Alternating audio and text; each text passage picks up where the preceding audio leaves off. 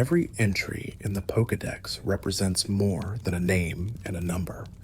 Across 1,025 Pokémon, there are quiet design decisions, strange bits of lore, and tiny mechanical quirks that tell their own stories, even if most players never pause long enough to notice them. Tonight, we are going to let those details breathe, moving gently from one Pokémon to the next, and letting a single fact about each unfold at a calm, sleepy pace. If this style helps you unwind, you can subscribe so you can find your way back for another night, and let me know where you are listening from as you settle in while we begin with a small grass-type reptile whose bulb has been growing on our screens since the mid-1990s.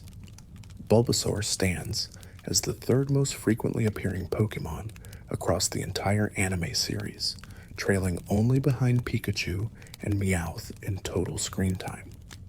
This prominence stems largely from Ash's decision to keep his Bulbasaur unevolved throughout their journey together. The choice created a recurring presence that outlasted many other companions. The evolutionary line itself carries an interesting design quirk. Ivysaur was actually sketched and finalized before its pre-evolution or final form. Game Freak's artists worked backward from the middle stage, shaping Bulbasaur and Venusaur around what already existed. In the original Red and Blue versions, players who chose Charmander as their starter encountered a peculiar limitation. No non-player character in the entire game used Venusaur in battle. This meant that completing the Pokédex entry for Venusaur became impossible without trading, as seeing a Pokémon in battle was the only way to register it. Charmander's design went through subtle shifts that most players never consciously registered. Early sprites depicted the fire lizard with 3 fingers on each hand. Ken Sugimori's artwork based on those sprites showed 4 fingers instead. Later iterations standardized the 4-fingered design, though promotional materials from as late as 2012 still featured the 3-fingered variant occasionally. Charmeleon carried its own sprite oddity in the first generation. The back sprite showed a white horn protruding from its head, a detail that never appeared in any other official artwork. Every subsequent depiction rendered the horn in the same color as the surrounding skin, making the original sprite an isolated anomaly. Charizard's shiny coloration underwent a revision between generations. Generation 2 introduced a purple variant that was later changed to charcoal gray in Generation 3. The purple form didn't disappear entirely, though. It resurfaced as the coloration for Mega Charizard Y, preserving the original concept in a new context. Squirtle gained an unexpected accessory in Pokémon Go. A variant wearing sunglasses appeared as a reference to the Squirtle Squad from the anime. The sunglasses weren't purely cosmetic, either evolving. This variant produced a Wartortle that retained the eyewear, creating a visual callback that persisted through evolution. Some older promotional artwork depicted Wartortle with unusual ear-like protrusions that never appeared in any other official media. These strange appendages existed briefly before being quietly removed from the design canon. Their purpose and origin remain unexplained. Blastoise demonstrates flight in new Pokémon Snap, despite being unable to learn the move. Fly through normal gameplay. The animation references Gamera, a giant turtle kaiju created in the 1960s as a competitor to Godzilla. Blastoise's flight posture mirrors Gamera's spinning aerial locomotion almost exactly. Caterpie cannot complete a solo run of Generation 1 games due to a type coverage gap. It learns no moves capable of damaging Ghost-type Pokémon. In Generation 1, even the move Struggle was classified as normal type rather than typeless, meaning Ghastly and Haunter remained completely untouchable. Metapod's evolution was initially portrayed realistically in early anime episodes. Caterpie would form a chrysalis and emerge as Butterfree in a process that resembled actual insect metamorphosis. Later episodes abandoned this approach, showing Metapod evolving with the standard flash of white light used for all other Pokemon transformations. A pink Butterfree appeared in the anime as a female variant, distinct from the shiny form which features green coloration. Despite the introduction of gender-based appearance differences in later generations, no pink female Butterfree has ever been programmed into the games. The anime version remains unique. Weedle holds a peculiar distinction among the original 151 Pokemon. Its name in Japanese, Beetle, creates a near-perfect reversal when romanized. This linguistic symmetry was largely coincidental rather than intentional design. Kakuna's hardened shell supposedly protects it from all attacks, according to Pokédex entries. However, it takes normal damage from all moves in battle. The discrepancy between lore and mechanics has never been addressed or explained. Beedrill was designed to be paired with Butterfree as version-exclusive evolutions of common early-game bug types. The plan was scrapped during development, making both available in all versions. Traces of the original concept remain in their symmetrical Pokédex numbers. Pidgey appears more frequently than any other Pokemon in the original Red and Blue encounter tables when total route availability is calculated. Its ubiquity made it a defining presence of early Kanto exploration, though few players consciously noticed its statistical dominance. Pidgeotto's name breaks the pattern established by its evolutionary relatives. Pidgey and Pidgeot both reference pigeons directly, while Pidgeotto inexplicably incorporates the Italian diminutive suffix "otto." No official explanation for this naming choice has ever been provided. Pidgeot was originally designed with a much larger and more elaborate crest. Early concept art shows feathers extending dramatically upward. The final design reduced the crest significantly, likely for sprite clarity. The Mega Evolution later restored some of the original grandeur. Rattata's shiny form uses a lighter purple shade in later generations than it did in Generation 2. The original shiny was notably darker, almost indistinguishable from the regular form in low light. The adjustment improved visual differentiation. Raticate demonstrates one of the earliest examples of regional variation, though not officially labeled as such. Alolan Raticate's dark-type classification and altered diet represent environmental adaptation, but the concept existed informally before Sun and Moon codified regional forms as a mechanic. Spearow has the lowest base stat total of any fully evolved Pokemon that can still evolve further when Eviolite is excluded from consideration. Its stats remain unusually weak for a two-stage evolution line, suggesting it was designed primarily as an early route encounter rather than a competitive option. Fearow's design draws heavily from the spear-billed hummingbird, despite being clearly based on a raptor. The long, drill-like beak creates an unusual hybrid aesthetic that doesn't correspond to any single real-world bird species. This blending of inspirations was common in early Pokemon design. Ekans is simply snake, spelled backward, a naming convention that carried over into several language localizations. The reverse word approach was less common than thematic naming, making Ekans somewhat unusual among Generation 1 Pokemon. Its simplicity became part of its charm. Arbok's pattern variations were hinted at in early Pokédex entries, but never implemented as a gameplay mechanic until much later. Different Arbok were supposed to have different hood markings depending on their origin region. The concept was largely abandoned until regional forms made it feasible.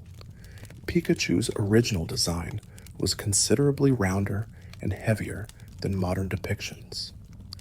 Early artwork shows a pudgy, almost spherical electric mouse. Over time, Pikachu became sleeker and more elongated. This gradual redesign happened so slowly that most people didn't consciously register the change. Raichu has appeared less frequently in official media than its pre-evolution, creating an unusual situation where the final form is less iconic than the middle stage. This imbalance has made Raichu somewhat overlooked despite being statistically superior in battle. Sandshrew was inspired by the pangolin, a mammal covered in protective scales. The curling defensive posture mirrors real pangolin behavior. However, Sandshrew's ground typing and desert habitat diverge from pangolins, which typically inhabit forests and grasslands. The design blends accuracy with creative license. Sandslash's claws in early sprites appeared significantly longer than in later artwork. Generation 1. Back sprites showed exaggerated talons that were scaled down for visual consistency. The change made Sandslash appear less threatening, but more anatomically plausible.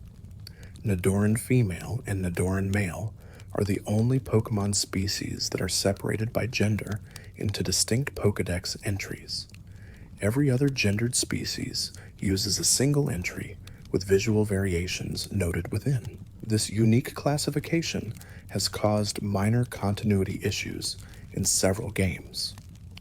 Nidorina cannot breed, despite being a middle stage evolution. This unusual restriction applies to Nidoqueen as well, creating a situation where only Nidoran female can produce eggs. The reason for this limitation has never been officially explained, though fan theories about radiation toxicity persist. Nidorino's cry in the anime differs from its in-game sound effect. The anime version is deeper and more aggressive, while the game version is higher pitched. This discrepancy extends to several Pokémon and reflects different audio design philosophies between media. Nidoking was designed to be a physical powerhouse, but its attack and special attack stats were nearly identical in early generations. The physical special split in Generation 4 finally allowed it to function as intended. Before that change, its role was somewhat confused. Nidoqueen shares its base stat total with Nidoking, but distributes those stats differently, favoring bulk over offense. This symmetry was intentional, creating parallel but distinct evolutionary paths. The design philosophy emphasized choice rather than strict superiority. Clefairy was originally intended to be the franchise mascot before Pikachu took that role. Early promotional materials featured Clefairy prominently, and the Pokémon manga originally followed a Clefairy rather than a Pikachu. The shift changed the series' direction significantly. Clefable has the highest base special defense of any fairy-type Pokémon that is so not legendary or mythical. This defensive specialization makes it uniquely suited to withstanding special attacks. The stat distribution reflects its role as a supportive tank rather than a sweeper. Vulpix is one of the few Pokémon whose type changed retroactively. Originally pure fire type, its Alolan form introduced ice typing. The regional variant concept allowed this kind of dramatic reinterpretation without overriding the original design. Ninetales draws inspiration from the Kitsune, a fox spirit from Japanese folklore. The 9 tails represent centuries of life and accumulated magical power. Each tail supposedly contains a different curse. The Pokédex lore mirrors these mythological elements closely. Jigglypuff's role as a recurring gag character in the anime created a cultural footprint that exceeded its in-game presence. The marker-wielding sleep inducer became a symbol of the franchise's humor. This anime-exclusive characterization shaped public perception more than any game appearance. Wigglytuff has the exact same base stat total as Clefable at 435. The symmetry extends to their shared fairy, typing, and similar roles as special walls. They function as parallel options, offering nearly identical utility with slightly different distributions. Zubat's encounter rate in caves became infamous among players. Routes like Mount Moon and Rock Tunnel featured Zubat so frequently that it became synonymous with tedious random encounters. The overabundance was likely unintentional but became a defining frustration. Golbat evolves into Crobat only through high friendship, making it one of the earliest Pokémon to use this mechanic. The evolution represents a thematic shift from parasitic annoyance to loyal companion. This narrative arc is reinforced through Pokédex descriptions. Oddish can be found in different locations in red versus blue versions, creating subtle version-exclusive availability despite not being a true version exclusive. This soft exclusivity encouraged trading without completely locking players out of certain Pokémon. Gloom's appearance is based on Rafflesia, a parasitic flower known for producing the largest blooms in the world and for smelling like rotting meat. The drool and perpetual grimace reference the flower's foul odor. Most players never made this connection consciously. Vileplume has appeared in fewer main series games than Bellossom, despite being introduced first. This is because several games limit availability of sunstones, making Bellossom harder to obtain and therefore more commonly encountered by players who choose it over Vileplume. Paras is based on the concept of cordyceps fungi, which infect and control insect hosts. The mushrooms on Paras' back are parasitic organisms slowly taking over its body. This dark biological reality is rarely acknowledged in the games themselves. Parasect represents the final stage of cordyceps infection. The mushroom has completely overtaken the host, and Pokédex entries suggest the bug is essentially dead, controlled entirely by the fungus. This makes Parasect one of the darkest concepts in the franchise. Venonat's design shares striking similarities with Butterfree's, while Metapod resembles Venomoth. This has led to persistent theories that the two evolutionary lines were swapped during development.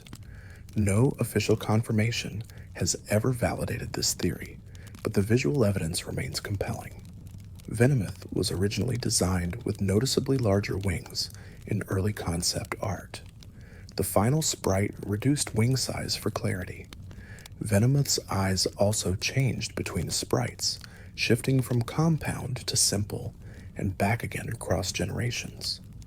Diglett's body beneath the ground has never been officially depicted. Pokédex entries mention it having feet, but no artwork shows them. The mystery became a long-running joke within the community. Even official sources play into the ambiguity deliberately. Dugtrio is literally 3 Diglets sharing a single consciousness according to some Pokédex entries, while others describe them as triplets. This inconsistency has never been resolved. Different entries contradict each other, leaving Dugtrio's true nature ambiguous. Meowth is one of the few Pokémon that can speak human language in the anime. Team Rocket's Meowth learned speech through intense training and practice. This unique ability makes it an outlier even within the anime's relaxed logic. Persian's Jim was originally colored red in early sprites, but shifted to blue in later generations. The change was likely made to increase visual contrast against its cream-colored fur. Neither color has canonical significance. Psyduck is perpetually afflicted with a headache that paradoxically makes it stronger. When the pain becomes unbearable, it unlocks psychic powers it cannot normally access. This creates a strange situation where Psyduck is more effective when suffering. Golduck lost its Psy, naming prefix despite being a psychic type in concept. It remains pure water type, though its move pool includes numerous psychic moves. The disconnect between name, appearance, and type has confused players for decades. Mankey's constant rage is attributed to adrenaline surges that prevent it from sleeping properly. Chronic sleep deprivation makes it even angrier, creating a feedback loop. This biological detail explains its perpetually furious expression and erratic behavior. Primeape can become so enraged that it dies from stress, according to certain Pokédex entries. The implication that a Pokémon can literally rage itself to death is unusually dark for the franchise. Later entries downplay this detail somewhat. Growlithe is described as loyal and protective, often serving alongside police and firefighters in the Pokémon world. This utility role gives it a function beyond battling. Its depiction as a working animal grounds it in a more realistic context than many Pokémon. Arcanine is referred to as a legendary Pokémon in early Pokédex entries, despite not being classified as one mechanically. This contradiction suggests it may have been intended as a legendary during the early development.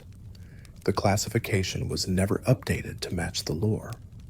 Poliwag's swirl pattern is based on the visible intestines of real tadpoles. The spiral represents internal organs showing through translucent skin. This biological accuracy is rarely acknowledged, but demonstrates surprising attention to detail. Poliwhirl can evolve into either Poliwrath or Politoed, depending on the method used. This branching evolution was unusual when introduced and required a held item for Politoed. The choice between two distinct final forms added strategic consideration to evolution. Poliwrath's transition from pure water to water fighting reflects its shift from amphibian to fighter. The design emphasizes muscles and aggression, departing from Poliwhirl's more neutral appearance. The type change reinforces this thematic evolution. Abra teleports away from almost every wild encounter, making it notoriously difficult to catch without specific strategies. This behavior mirrors its Pokédex description of sleeping 18 hours a day and teleporting instinctively. Mechanics and lore align perfectly. Kadabra's design incorporates imagery related to magicians and psychics. The spoon it holds references Uri Geller, a famous spoon-bending performer. Geller actually sued Nintendo over the resemblance, though the case was eventually dismissed. The controversy briefly affected Kadabra's presence in the trading card game. Alakazam is depicted with an IQ exceeding 5,000 in some Pokédex entries. This absurd number places it far beyond human intelligence. The implication that Alakazam could effortlessly outsmart any trainer raises uncomfortable questions about the nature of Pokémon training. Machop's muscles are described as being the same composition as human muscles, despite Machop not being human. This biological similarity suggests Pokémon and humans share more genetic heritage than typically acknowledged. The detail is mentioned once and never explored further. Machoke wears a power-save belt to limit its strength and prevent it from accidentally destroying things. This restraint device is built into the design, making it a permanent part of Machoke's appearance. The belt's presence implies Machoke is perpetually holding back. Machamp has 4 arms, but only 2 brains, according to some interpretations. The extra limbs operate through instinct and muscle memory rather than conscious thought. This neurological detail is never explicitly stated, but implied through Pokédex descriptions of its punching speed. Bellsprout is modeled after a Venus flytrap despite being a plant rather than a true carnivorous organism in the biological sense. The snapping motion of its leaves mimics the trap mechanism. However, Bellsprout is depicted as mobile, unlike actual flytraps. Weepinbell's name is a portmanteau of weeping and bell, referencing its drooping, bell-like shape. The crying aspect relates to the fluids it secretes to dissolve prey. This makes Weepinbell one of the more unsettling grass types when its behavior is examined closely. Victreeble's design may have been inspired by pitcher plants, which trap and digest insects. However, Victreeble is large enough to consume small mammals or even humans, according to Pokédex entries. This escalation from insect eater to potential people eater is played for humor but remains disturbing. Tentacle's appearance in nearly every water route made it the aquatic equivalent of Zubat in terms of encounter frustration. Surfing between towns almost guaranteed multiple tentacle interruptions. This overabundance was likely a balance oversight rather than intentional design. Tentacruel grew to enormous size in one anime episode, attacking a city like a traditional kaiju monster. This gigantification has no explanation and never happens again. The episode stands as an isolated instance of a Pokémon reaching truly monstrous proportions outside of Dynamax.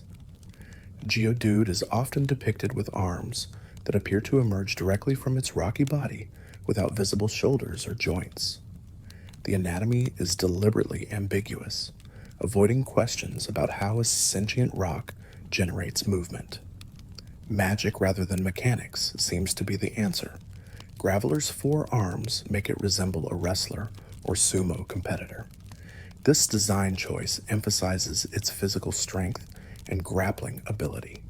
The extra limbs also allow it to roll more effectively, which is mentioned in several Pokédex entries as its primary mode of transportation.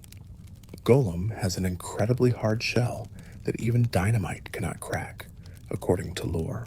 However, it takes normal damage from all attacks in battle, creating the same lore gameplay disconnect seen in Kakuna. The invincibility described in flavor text never translates to actual mechanics. Ponyta's flames do not burn those it trusts, allowing trainers to ride it safely. This selective heat property defies physics, but fits the magical logic of the Pokémon world. The mechanic is shown in the anime, but never explained scientifically. Rapidash can reach speeds of 150 miles per hour, making it one of the fastest land-based Pokémon. At that velocity, the wind resistance alone would make riding it nearly impossible for a human without protective gear. The games never address this practical concern. Slowpoke has a Shelder clamped onto its tail in most depictions, though Shelder's usual appearance is completely different. The symbiotic organism transforms into an unrecognizable spiral shape. Whether this altered Shelder can survive independently is never clarified. Slowbro's evolutionary trigger is being bitten by a Shelder. This makes it one of the few evolutions dependent on interaction with another species. The mechanical implementation ignores this lore, allowing Slowpoke to evolve through normal leveling without any Shelder involvement. Slowking results from Shelder biting Slowpoke's head instead of its tail. The venom or stimulus apparently affects brain function differently depending on bite location. This creates the branching evolution based on an event that never actually happens in gameplay. Magnemite is described as defying gravity through electromagnetic forces. This makes it one of the few Pokémon whose levitate-like ability is scientifically plausible rather than magical. However, Magnemite doesn't actually have levitate as an ability, creating another lore mechanic gap. Magneton is simply 3 Magnemite linked together. Whether they share a consciousness or operate independently is inconsistent across Pokédex entries. Some describe Magneton as a hive mind, while others treat it as 3 individuals acting in coordination.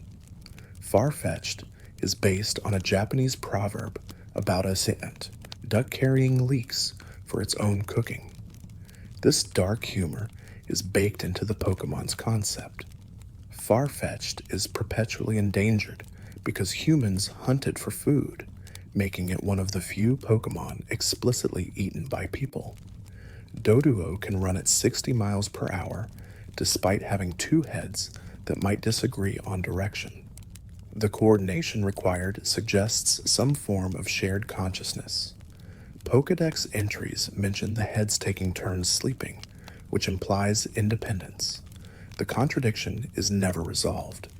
Dodrio has 3 heads, but only 1 brain, according to some sources, while others describe 3 separate brains. This fundamental anatomical detail changes depending on which Pokédex entry you read. The inconsistency makes Dodrio's neurology a mystery. Seal is an extremely straightforward seal Pokémon with minimal creative interpretation. Its name is literally just Seal with 1 letter changed. This simplicity makes it somewhat unremarkable compared to more inventive designs, though its plainness has its own charm. Dugong adds the ice type to Seal's pure water typing.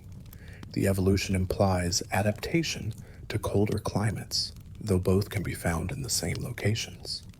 The type change doesn't correspond to any environmental or behavioral shift. It simply happens. Grimer is formed from sludge and pollution. It is one of several Pokémon whose origin is tied directly to human environmental impact. This makes Grimer a byproduct of industrialization. The implication that pollution can generate life is never explored in depth.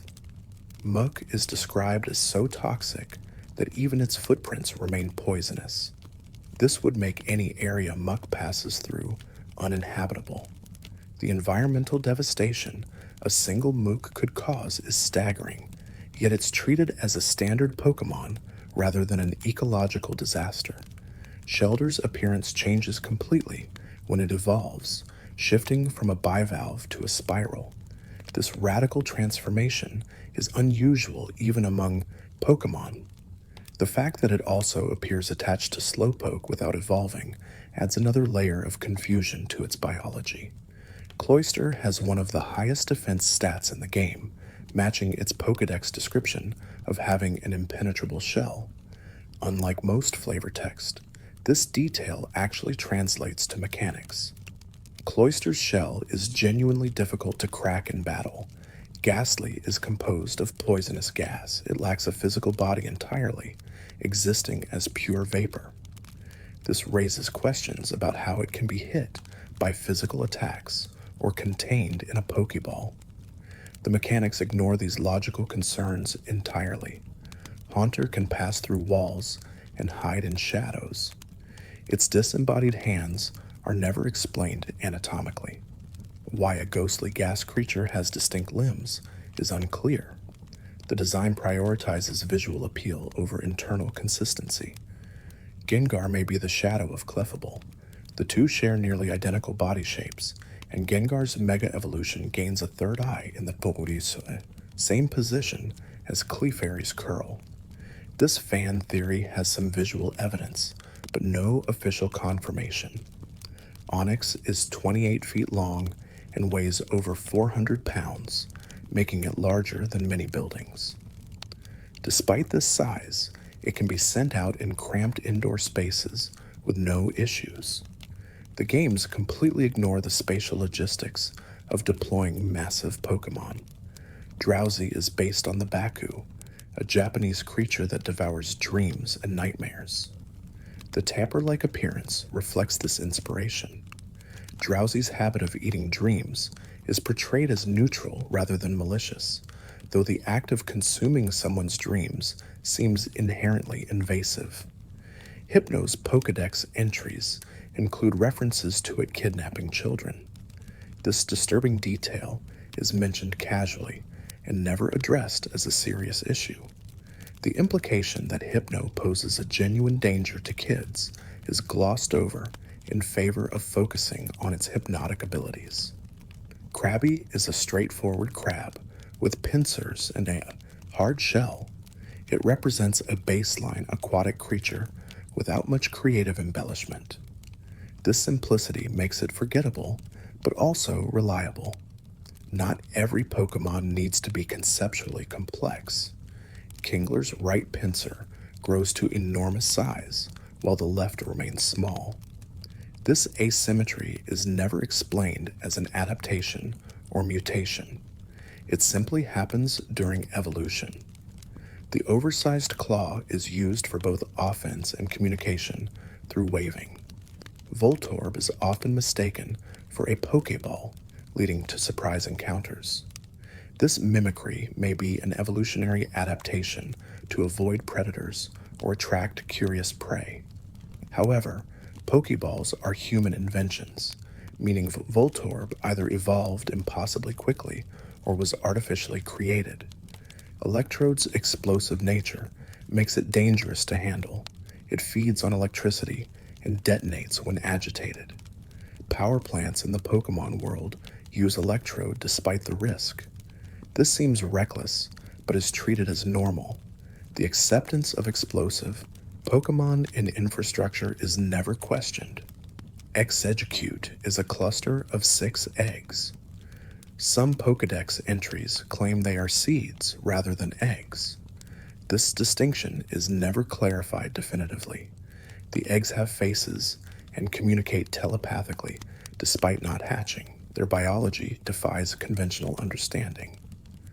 Exeggutor grows tall when exposed to abundant sunlight. Alolan Exeggutor's height reaches over 35 feet. This dramatic growth is explained as the ideal climate, allowing it to reach its natural potential. The original Exeggutor is apparently stunted by comparison. Cubone wears its mother's skull. Every Cubone wears a skull, implying every Cubone mother dies. This creates a grim reproductive cycle. How the species persists when every parent apparently dies is never explained. The lore is tragic, but biologically impossible. Marowak's bond with its deceased mother's skull is so strong that it refuses to remove the bone helmet even when fully grown. This attachment borders on obsessive. The emotional weight of carrying a dead parent's remains is treated as normal rather than concerning. Hitmonlee is named after Bruce Lee and designed to resemble a kickboxer. Its legs can extend and retract, giving it incredible reach. This elastic quality is never explained biologically. Hitmonlee simply has telescoping limbs for no stated reason. Hitmonchan is named after Jackie Chan and designed to resemble a boxer. It punches so fast its fists can't be seen. This speed is measured in the thousands of punches per second. At that velocity, the air friction alone would ignite. Physics is ignored entirely. Lickitung's tongue is twice as long as its body. It uses this tongue for everything from combat to construction. The tongue's strength and dexterity are absurd. It can lift heavy objects and manipulate items with precision. How it fits inside Lickitung's mouth is a mystery. Coughing floats due to gases lighter than air filling its body. These gases are poisonous and explosive. This makes coughing a floating bomb. Why it hasn't been banned or regulated in civilized areas is unclear. It's treated as a normal wild Pokemon. Wheezing is 2 coughing fused together. Whether this fusion is natural evolution or environmental mutation is never specified. The 2 heads share gases, but appear to have separate brains. Their relationship is symbiotic, but poorly defined. Rhyhorn has terrible eyesight and charges in straight lines. It destroys everything in its path through sheer momentum. This makes it a hazard to both enemies and allies. Training a Rhyhorn requires accounting for its inability to navigate carefully. Rhygon was the first Pokemon ever designed. It holds historical significance as the starting point for the entire franchise. This gives Rhyhorn a special place in Pokemon history, though it's rarely highlighted in official materials.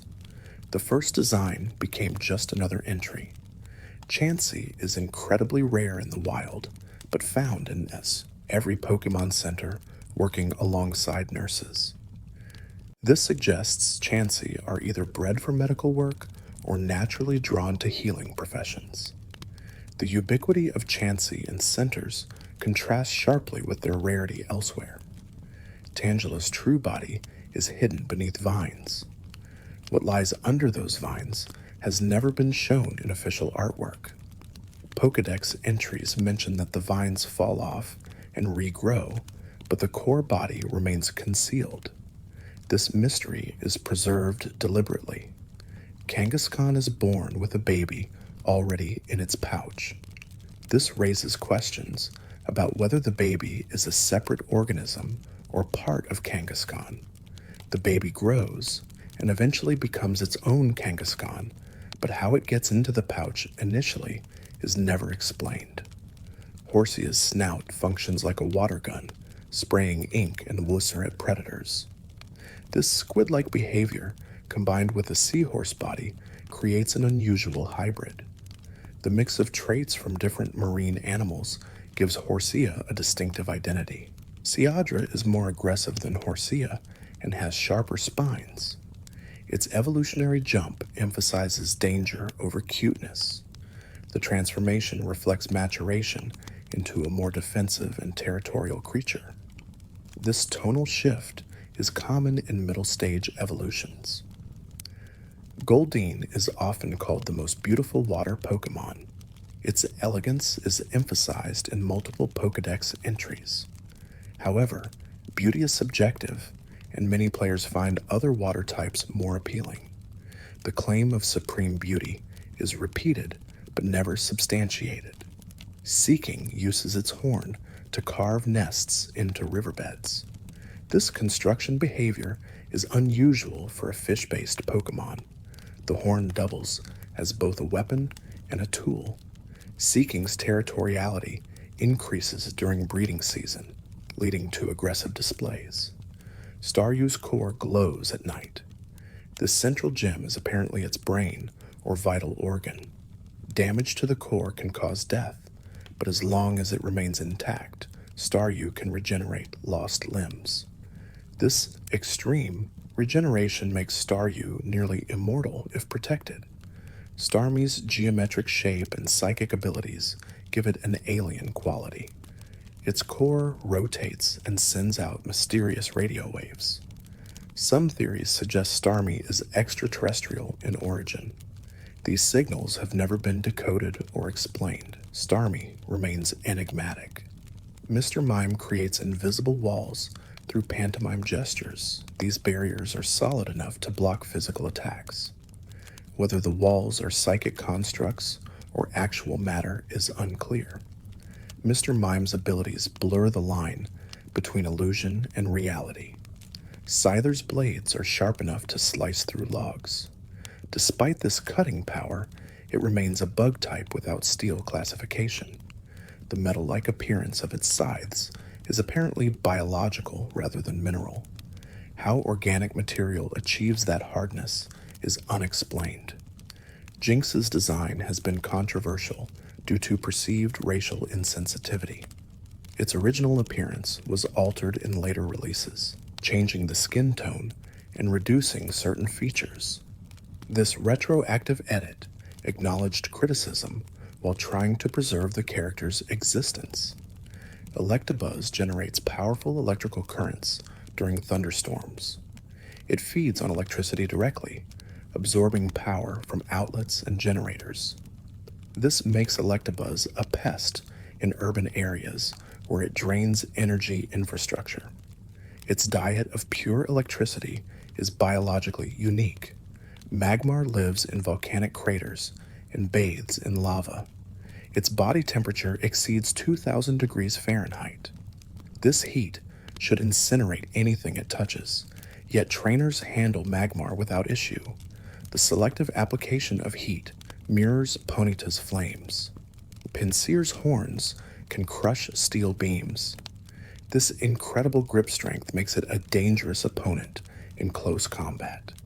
Pinsir's aggression increases in cold weather when it becomes sluggish and irritable. Temperature affects its temperament significantly. Tauros is always male. No female Tauros has ever been observed. How the species reproduces is never explained. The lack of females creates a biological impossibility that the games simply ignore. Tauros exists without a clear reproductive mechanism. Magikarp is famously weak, knowing only Splash initially. This uselessness is intentional and plays into its evolution into the powerful Gyarados. The transformation from pathetic to dominant is one of the most dramatic in the franchise. Magikarp's weakness makes Gyarados' strength more impactful. Gyarados is based on Chinese dragons and the legend of a carp swimming upstream to become a dragon. This mythological foundation gives Gyarados cultural weight beyond its in-game presence. The rage and destructive power reflect traditional dragon imagery. Lapras is described as endangered due to human hunting. This makes it one of the few Pokémon explicitly threatened by human activity. Conservation efforts are mentioned in lore, but never shown in gameplay. Lapras remains rare, but obtainable without addressing its endangered status. Ditto can transform into any Pokémon. This ability makes it invaluable for breeding, as Ditto can reproduce with almost any species. The biological implications of this universal compatibility are staggering. Ditto's cellular structure must be incredibly adaptable. Eevee has unstable DNA that allows it to evolve into multiple forms. This genetic instability is unique and makes Eevee a subject of scientific study within the Pokémon world. The branching evolutions represent potential rather than predetermined destiny. Vaporeon can melt into water and become invisible. This phase-shifting ability borders on intangibility. How Vaporeon retains consciousness while liquefied is a mystery.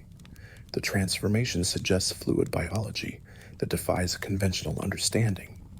Jolteon's fur generates static electricity that can deliver shocks of 10,000 volts. This electrical generation happens passively, making Jolteon dangerous to touch. How it avoids shocking itself is never explained.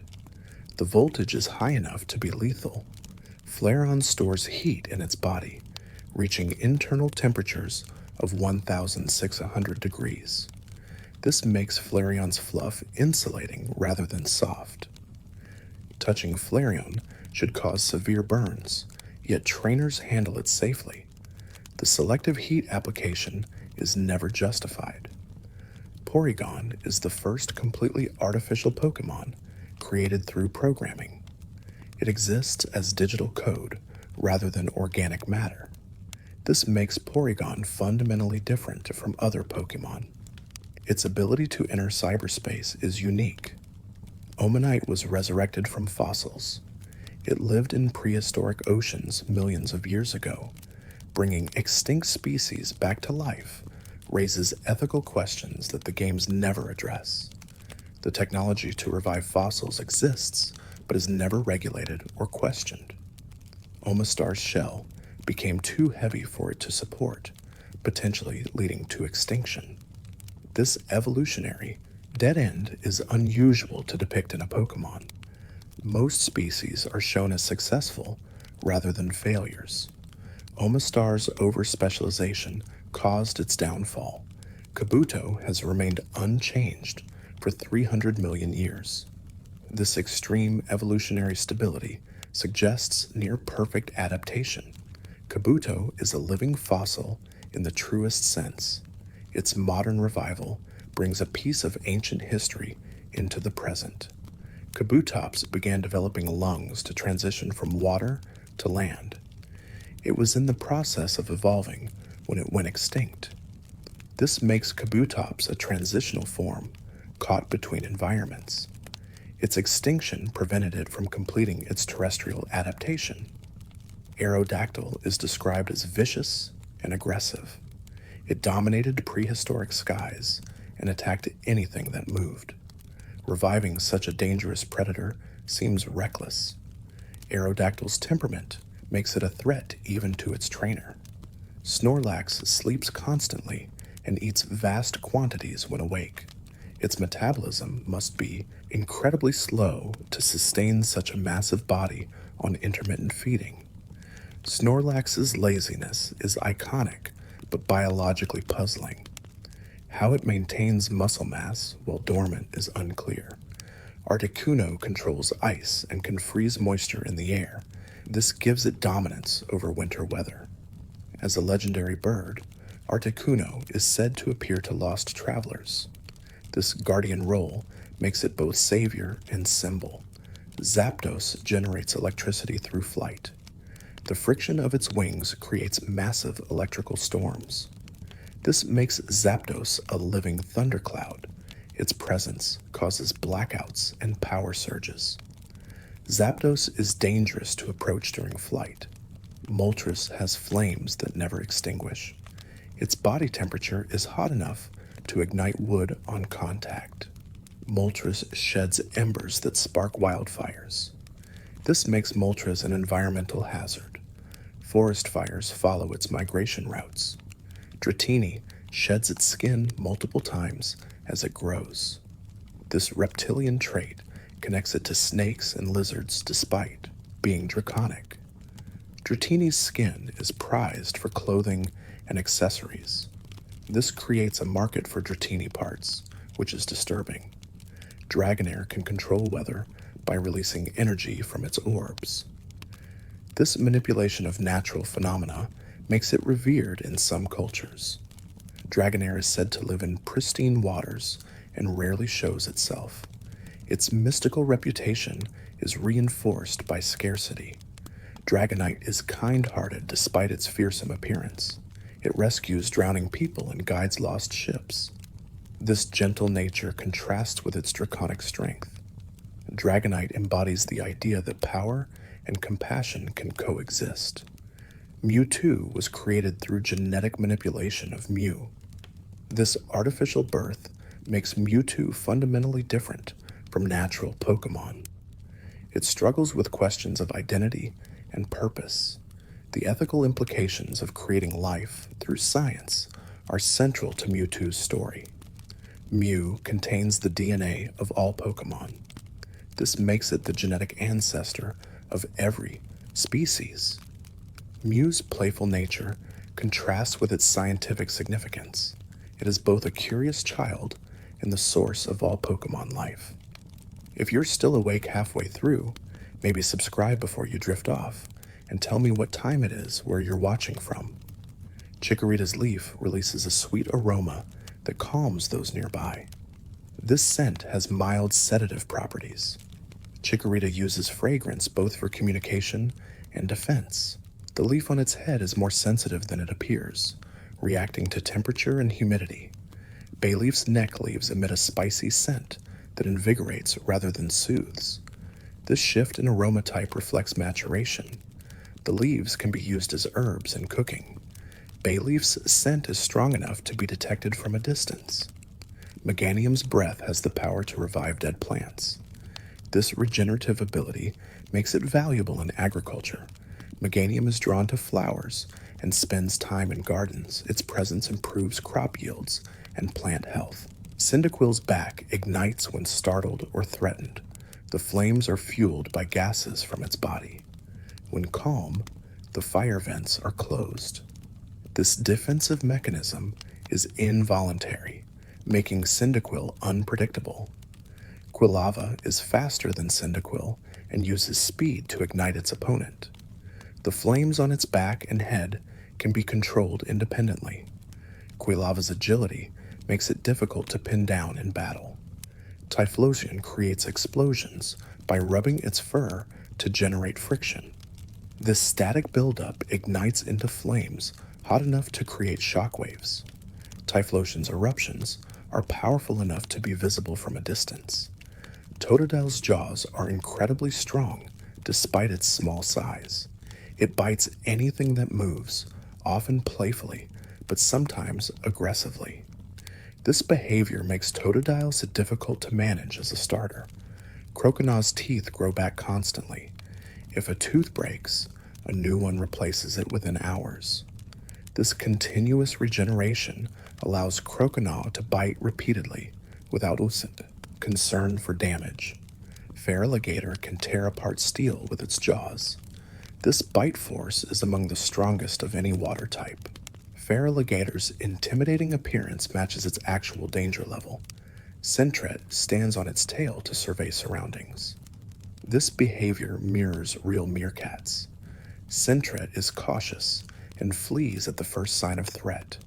Its timid nature makes it easy prey. Furret has an extremely long body relative to its limbs. It burrows to create hidden nests underground.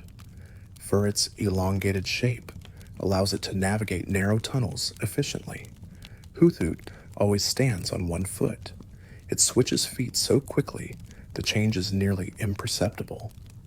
This balance is achieved through excellent core strength. Why it favors this posture is unknown. Noctowl can rotate its head 180 degrees. This flexibility allows it to see in all directions without moving. Noctowl's eyes can detect prey in near total darkness. Lediba is timid and clusters with others for protection. Alone, it becomes frightened and cannot function. This social dependency makes Lediba weak when isolated. Ladian has 4 arms with specialized gloves on its fists. These limbs allow it to punch rapidly from multiple angles. Despite this, Ledian's offensive stats are poor, making its punches largely ineffective. Spinnerack spins webs that are stronger than steel wire. These threads can support enormous weight. Spinnerack's web construction is instinctive and incredibly precise. Ariados has a horn that injects venom into prey. The poison paralyzes victims, allowing Ariados to wrap them in silk. This hunting method is efficient and brutal. Crobat evolved through friendship, gaining speed and additional wings. This makes it one of the fastest Pokémon. Crobat's 4 wings allow for complex aerial maneuvers. Chinchou generates electricity through antennae on its head. It uses light to lure prey in deep water. The electrical discharge stuns targets, making them easy to catch. Lanterns. Light can be seen from 5 miles away in ocean depths. This bioluminescence is among the brightest in the natural world. Lantern uses its glow to communicate and hunt. Pichu is a baby Pokémon that cannot control its electricity. It shocks itself frequently by accident. This lack of control makes Pichu dangerous to itself and others. Cleffa is shaped like a star and is said to arrive on meteor showers. This celestial origin is never confirmed. Cleffa gazes at the night sky constantly, as if remembering its home. Igglybuff is extremely soft and bounces when it walks. This bouncing motion is its primary form of movement. Igglybuff's voice is not yet developed enough to sing properly. Togepi is born with happiness inside its shell. It shares this joy with kind trainers. The shell is sturdy enough to protect Togepi from most harm. Togetic is said to bring good fortune to those it trusts. This luck is never quantified, but is mentioned repeatedly. Togetic appears rarely, making encounters with it auspicious. Natu cannot fly despite having wings. It hops awkwardly and stares into the future with psychic vision. This prophetic sight allows Natu to avoid danger before it occurs. Xatu stands motionless for hours, observing the past and future simultaneously. This makes Xatu aware of events across time. The psychological toll of this awareness is never addressed. Mareep's wool generates static electricity. Shearing Mareep produces wool that holds a charge. This electric fleece is used to make clothing that resists cold. Fluffy's wool is partially shed, revealing pink skin. The exposed areas generate more powerful electricity. Fluffy's charge can light up a room. Ampharos's tail acts as a lighthouse beacon. The light is bright enough to be seen across vast distances. Ships navigate by Ampharos's glow in some regions. Bellossom dances when sunlight is strong. This ritual is tied to its grass-type energy. Bellossom's petals emit a pleasant aroma during these dances. Marill's tail floats on water due to oil-filled bubbles. This buoyancy keeps Marill from sinking. The tail acts as a life preserver. Azumarill can hear underwater, despite having no visible ears. This auditory ability allows it to detect movements and calls from far away. Azumarill uses sound to navigate murky waters. Sudowoodo pretends to be a tree, but is actually rock type. This mimicry fails when it encounters water, which it avoids desperately. Sudowoodo's disguise fools casual observers, but not those who touch it. Politoed leads groups of Poliwag and Poliwhirl. Its croaking call organizes the group. Politoed's leadership is unquestioned within its community. Hoppip is so light, it can be blown away by gentle breezes. It clusters with others to avoid being scattered. Hoppip drifts across regions unintentionally. Skiploom opens its flower during the day to absorb sunlight. This solar energy fuels its floating. Skiploom is slightly heavier than Hoppip, but still vulnerable to wind. Jumpluff releases spores that drift on the wind. These spores can travel across continents. Jumpluff spreads its species globally through this method. Ipom's tail is more dexterous than its hands. It uses the tail for almost everything. Ipom rarely uses its actual hands. Sunkern is one of the weakest Pokémon. Its frailty makes it easy prey. Despite this, Sunkern persists through sheer numbers. Sunflora converts sunlight into energy with perfect efficiency. It follows the sun throughout the day. Sunflora becomes lethargic at night. Yanma's wings beat incredibly fast, creating shockwaves. This allows it to shatter glass with wing beats alone. Yanma is difficult to catch due to its speed. Wooper lives in cold water and hunts on land at night. It covers itself in slime to avoid drying out. Wooper's carefree expression hides its predatory nature. Quagsire is oblivious to its surroundings and bumps into things constantly. This lack of awareness doesn't hinder it. Quagsire lives peacefully despite being clumsy. Espeon's fur is so sensitive it can predict weather changes. This psychic sensitivity makes Espeon an excellent weather forecaster. Its tail movements indicate atmospheric shifts. Umbreon's rings glow when it attacks. The light is ominous and intimidates foes. Umbreon hunts in darkness and blends into shadows. Murkrow is associated with bad luck and witchcraft. It collects shiny objects obsessively. Murkrow hoards these items in hidden nests. Misdreavus feeds on fear and sadness. It enjoys scaring people to produce these emotions. This parasitic emotional feeding is disturbing, but treated as normal. Unown exists in 28 different forms, each resembling a letter or symbol. Their collective consciousness is hinted at but never explained. Unown's purpose remains one of the franchise's great mysteries. Wobbuffet cannot initiate attacks. It only counters opponent moves. This passive combat style is unique. Wobbuffet's tail may actually be its true body. Girafarig's tail has a second brain. This brain operates independently and bites threats approaching from behind. The dual brain setup creates coordination challenges. Panico hangs from trees and waits to drop on prey. It explodes when disturbed. This kamikaze strategy is effective but extreme.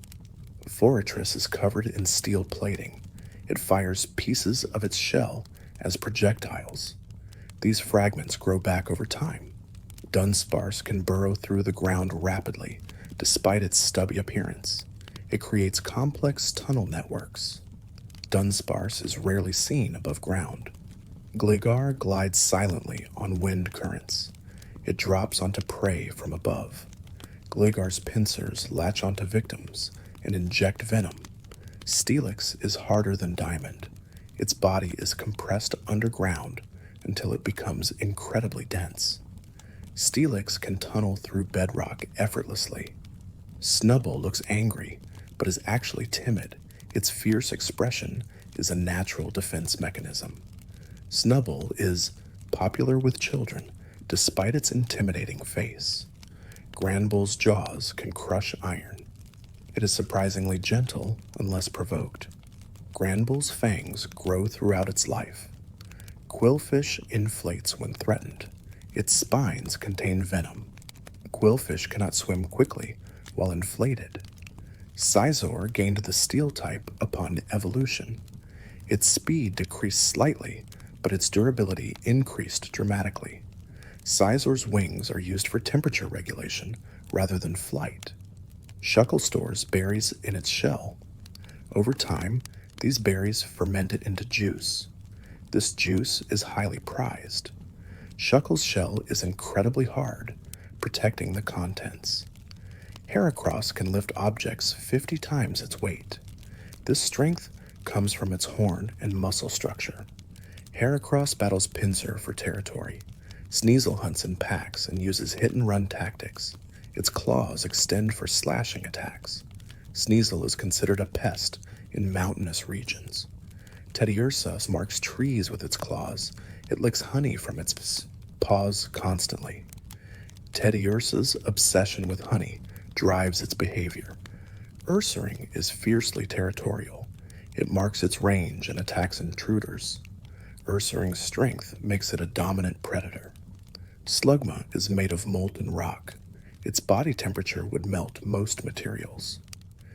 How Pokeballs contain Slugma is never explained. Magcargo is hotter than the sun's surface, according to Pokédex entries. This temperature should vaporize everything nearby. The discrepancy between lore and gameplay is extreme. Swinub uses its nose to find food buried in snow. It digs constantly. Swinub is covered in thick fur for insulation. Piloswine's eyes are hidden beneath hair. It navigates through scent alone. Piloswine charges blindly at threats. Corsola's branches are made of coral.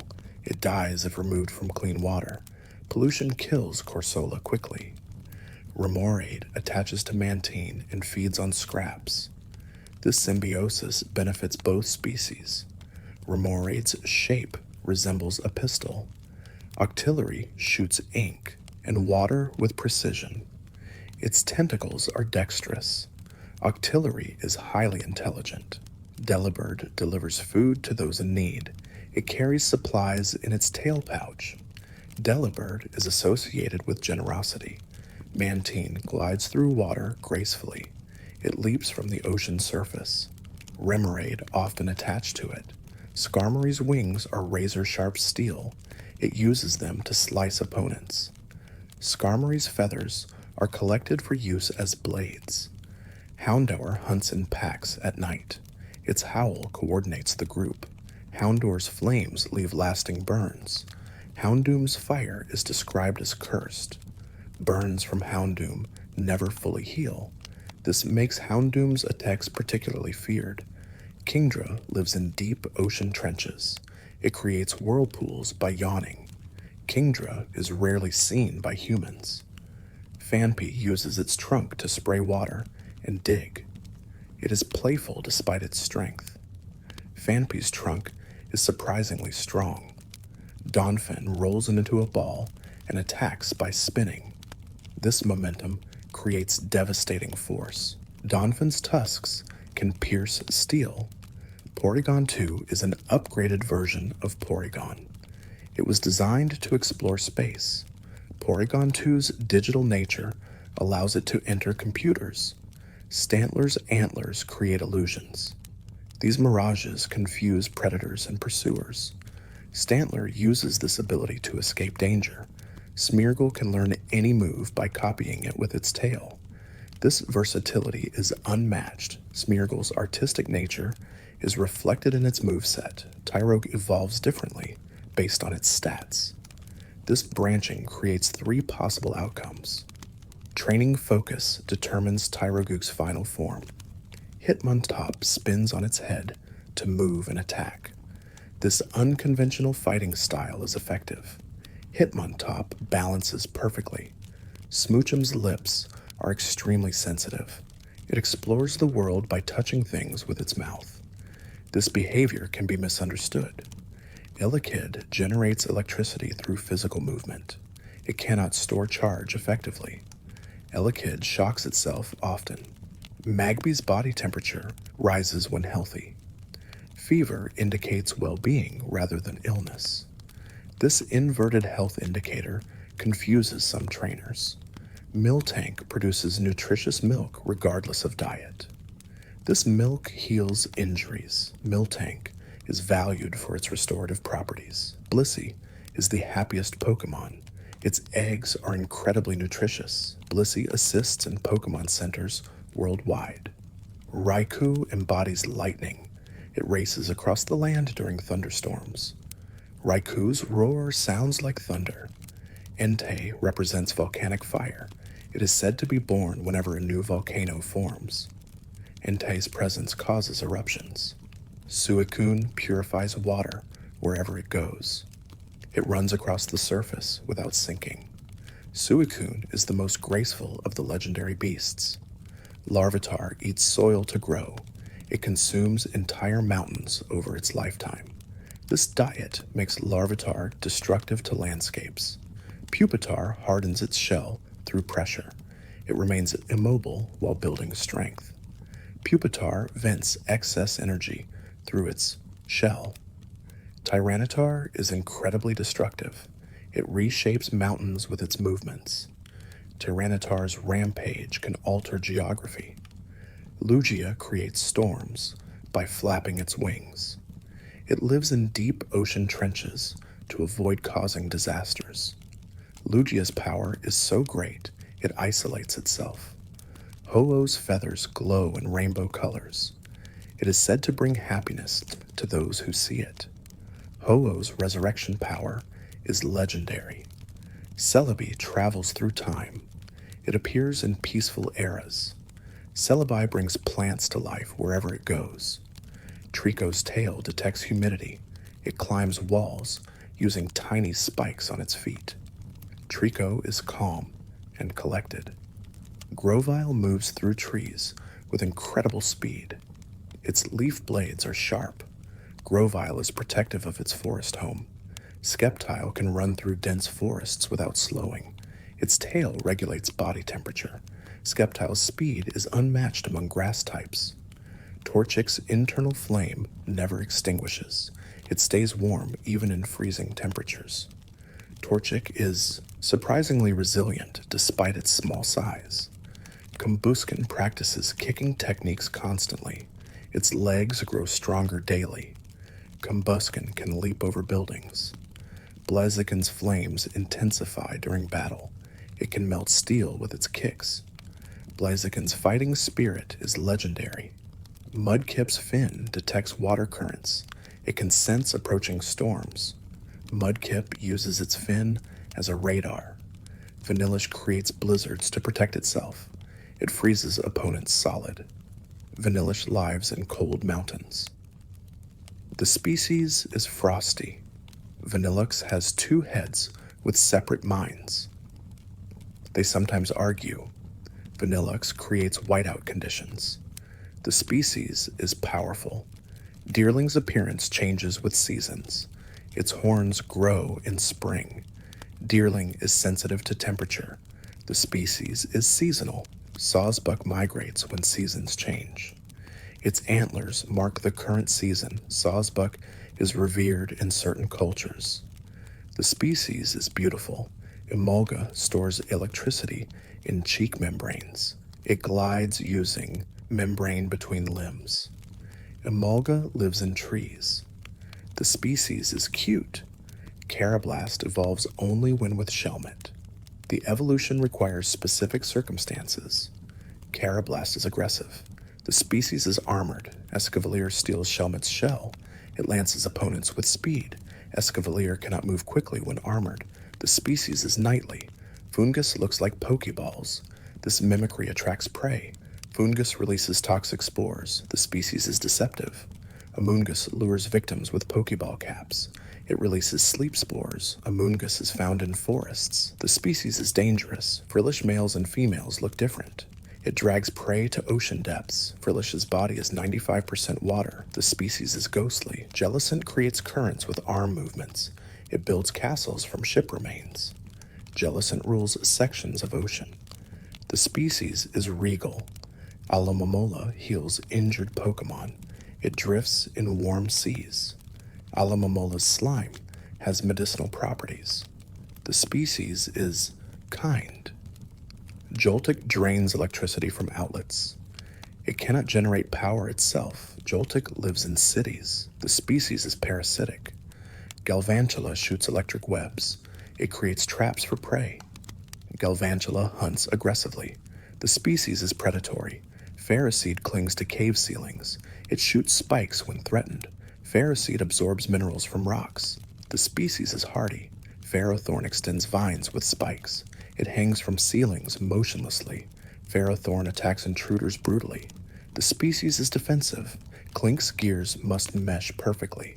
Two Clink cannot work together if gears don't align. Clink is found in factories.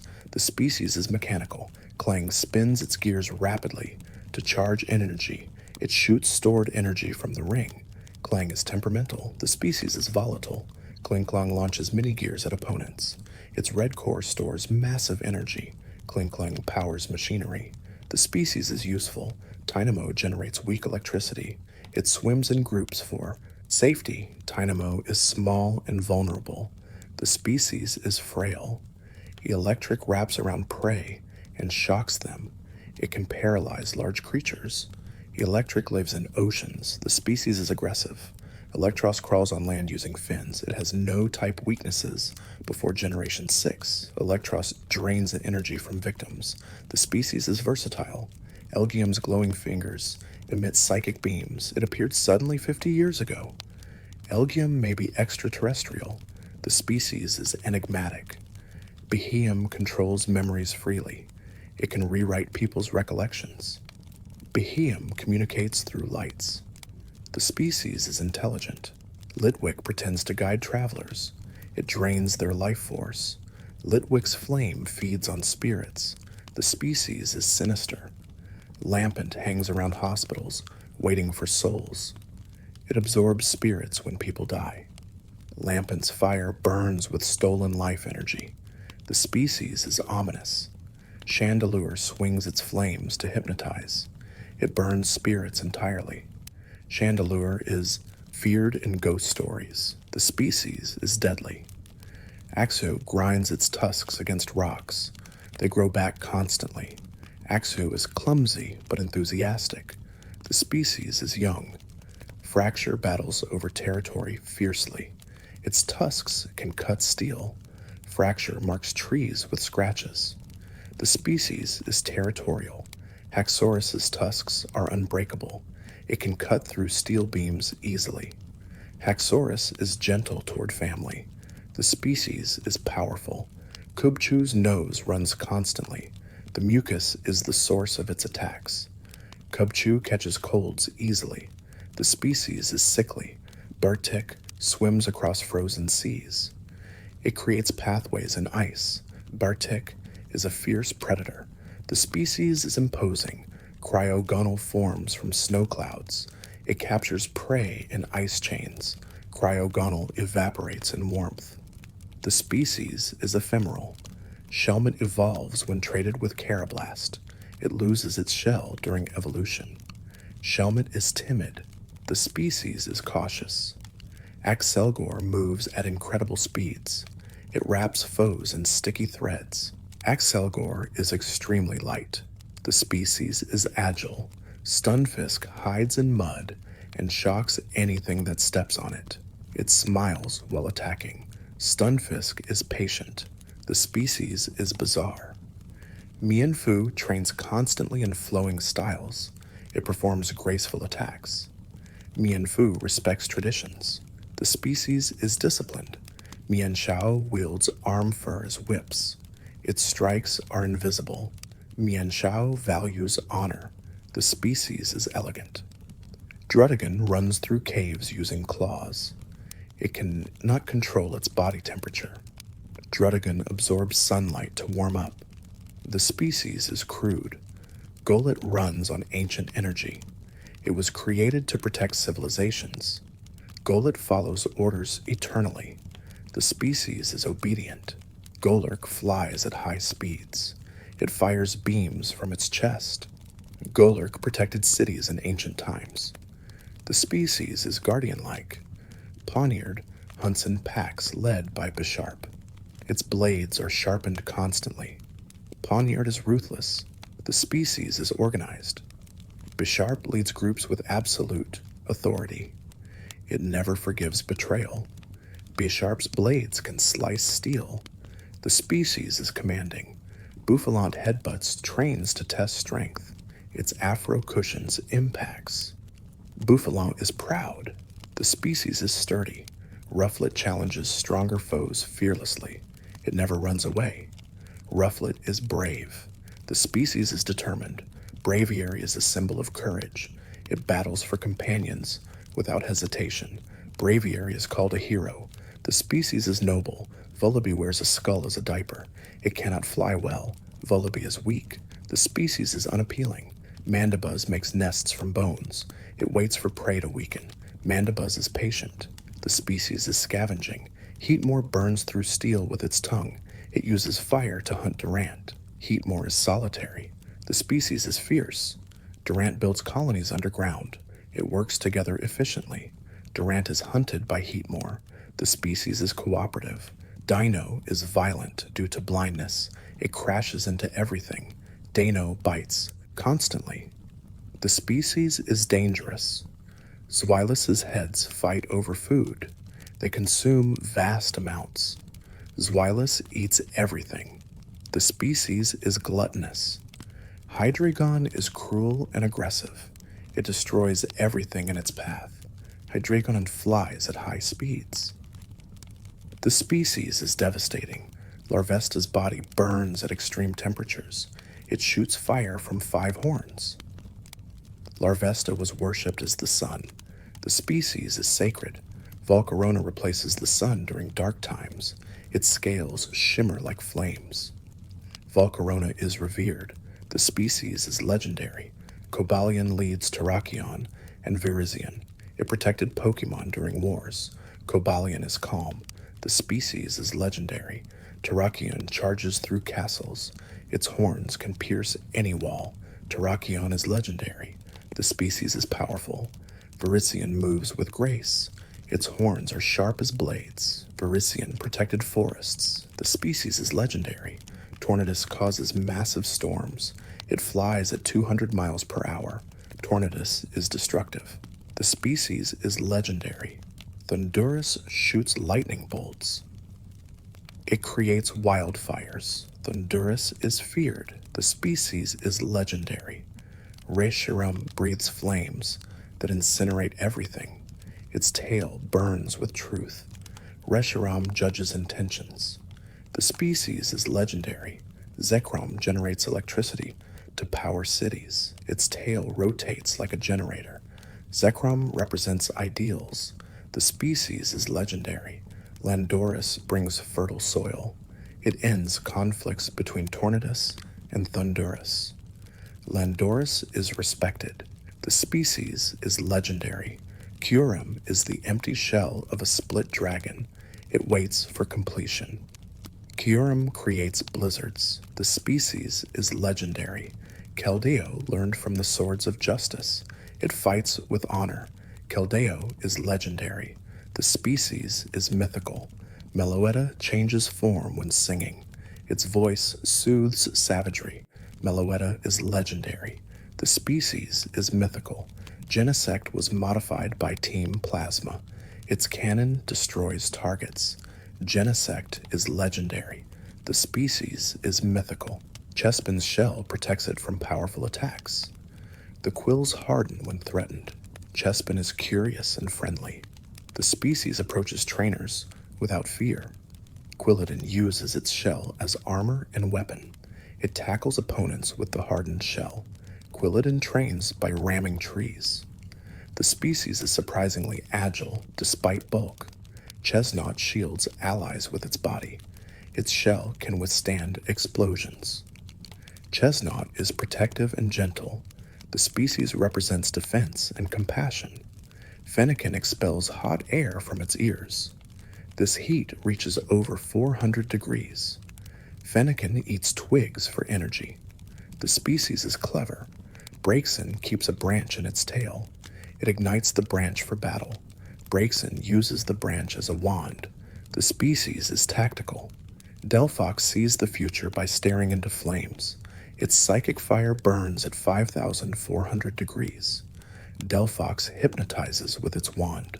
The species is mystical. Froakie secretes foam that cushions impacts.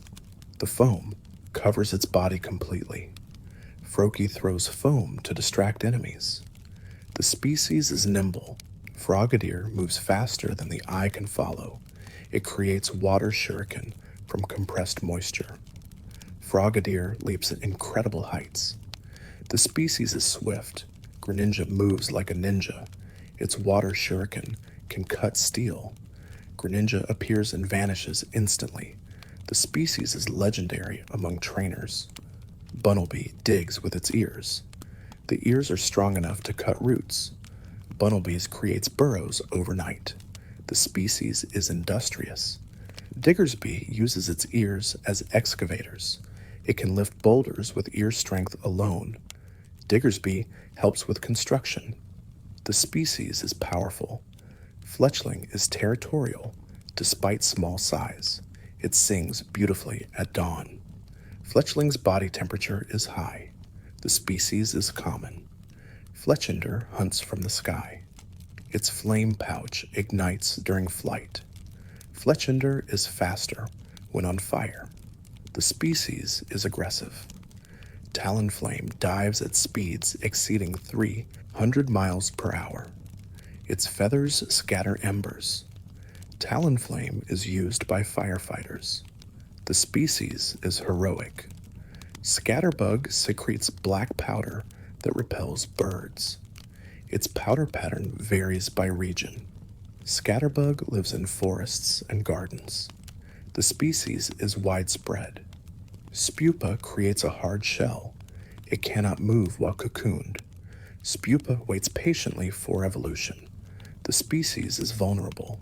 Vivillon's wing patterns differ by region. 18 documented patterns exist. Vivillon scatters colored scales. The species is beautiful. Litleo lives in prides. The mane grows as it matures. Litleo trains by battling siblings. The species is proud. Pyroar's mane intimidates opponents. It roars to establish dominance. Pyroar protects its pride fiercely. The species is regal. Flabébé holds a flower its entire life. The flower changes based on location. Flabébé draws power from the flower. The species is delicate. Floette releases pollen that calms emotions. It dances in flower fields. Floette cares for gardens. The species is nurturing. Florges creates magnificent flower gardens. Its garden is its territory. Florges lives for centuries. The species is ancient. Skiddo bonds with people through plant connection. It can sense trainers' feelings through rains. Skiddo is gentle. The species is reliable. Gogoat carries people across mountains. Its horns detect subtle terrain changes. Gogoat is trusted by humans. The species is dependable. Pancham tries to act tough constantly. It chews a leaf to appear intimidating. Pancham mimics stronger Pokémon. The species is endearing. Pangoro is fiercely protective of the weak. Its punch can snap telephone poles. Pangoro is surprisingly gentle with young. The species is noble. Furfrou's fur can be styled elaborately. Ancient nobility kept Furfrou as guards. Furfrou is loyal. The species is elegant. Esper's psychic power is uncontrolled. It leaks energy constantly. Esper's ears contain the power. The species is dangerous when young. Meowstic keeps its psychic power folded in ears. Males and females have different abilities. Meowstic is protective. The species is controlled. Honedge drains life through its cloth. It possesses anyone who grabs its hilt. Honedge was born from a spirit. The species is cursed. Doublade coordinates attacks between two blades. The telepathic bond makes them unstoppable. Doublade can attack from multiple angles. The species is tactical. Edgeslash shifts between offensive and defensive stances. Its shield form is impenetrable. Edgeslash served kings. The species is legendary. Spritzy's scent varies by diet. Its fragrance calms emotions. Spritzy was used by nobility. The species is aromatic. Aromatisse creates various scents. It can control emotions with smell. Aromatisse marks territory through fragrance. The species is unique. Swirlix loves sweets exclusively. Its body is sticky like cotton candy. Swirlix's fur is edible. The species is sweet. Slurpuff can distinguish scents imperceptibly different. Its sense of smell is unmatched. Slurpuff helps pastry chefs. The species is talented. Inkay spins its body to hypnotize. It flashes lights from its spots. Inkay evolves when turned upside down. The species is peculiar. Malamar hypnotizes prey before consuming. Its psychic waves override free will. Malamar can brainwash people. The species is sinister. Binacle clings to rocks in pairs. They work together to find food. Binacle stretches to catch prey. The species is cooperative. Barbracle has 7 brains controlling limbs. The head makes final decisions. Barbracle punches with immense force. The species is strange. Skrelp camouflages as rotting kelp. It sprays poison to defend itself. Skrelp's poison is potent. The species is toxic. Dragalge's poison can corrode metal tankers. It protects its territory violently. Dragalge is aggressive. The species is dangerous. Clauncher shoots water bullets from its claw. The claw regenerates if broken. Clauncher competes with Clawitzer. The species is competitive. Clawitzer's water cannon pierces steel. Its accuracy is exceptional. Clawitzer hunts large prey. The species is powerful. Helioptile generates electricity through its frills. It can survive without food by basking. Helioptile lives in deserts. The species is resourceful. Heliolisk runs across deserts at high speed. Its electricity powers muscles. Heliolisk is swift. The species is energetic. Tyrant was resurrected from fossils. Its jaws can crush cars. Tyrant is selfish and bratty. The species is ancient. Tyrantrum was the king of its era. Nothing could stop its rampage. Tyrantrum's jaws can shred steel. The species was apex. Amora was resurrected from ancient ice. It creates auroras from its skin. Amora is gentle. The species is peaceful. Aurorus's crystals emit freezing air. It creates ice barriers. Aurorus lived in snowy regions. The species is beautiful. Sylveon emits aura that calms hostility. Its ribbons can stop fights. Sylveon wraps ribbons around Trainer's arm. The species is affectionate. Hawlucha performs aerial wrestling moves. It's proud of its technique. Hawlucha entertains crowds. The species is flashy. Deden stores electricity in whiskers. It communicates through electrical pulses. Deden lives in trees. The species is cute. Carbink is born from high pressure underground. Its body glitters. Carbink lives for hundreds of years. The species is rare. Gumi is the weakest dragon type. Its body is mostly water. Gumi hides from sunlight. The species is fragile. Sliggoo's 4 horns sense surroundings. It cannot see well. Sliggoo leaves a trail of slime. The species is sticky. Goodra's hugs leave trainers covered in slime. Its horns can sense emotions. Goodra cries when lonely. The species is affectionate. Klefki collects keys obsessively. It never releases keys it takes. Klefki is trusted to guard vaults. The species is mischievous. Phantump is a ghost. possessing a tree stump. It guides lost people deeper into forests. Phantump was once a child. The species is tragic. Trevenant protects forests violently. It curses those who harm trees. Trevenant controls trees with roots. The species is protective. Pumpkaboo comes in various sizes. It carries wandering spirits. Pumpkaboo appears in autumn. The species is seasonal. Gorgist sings joyously at others' suffering.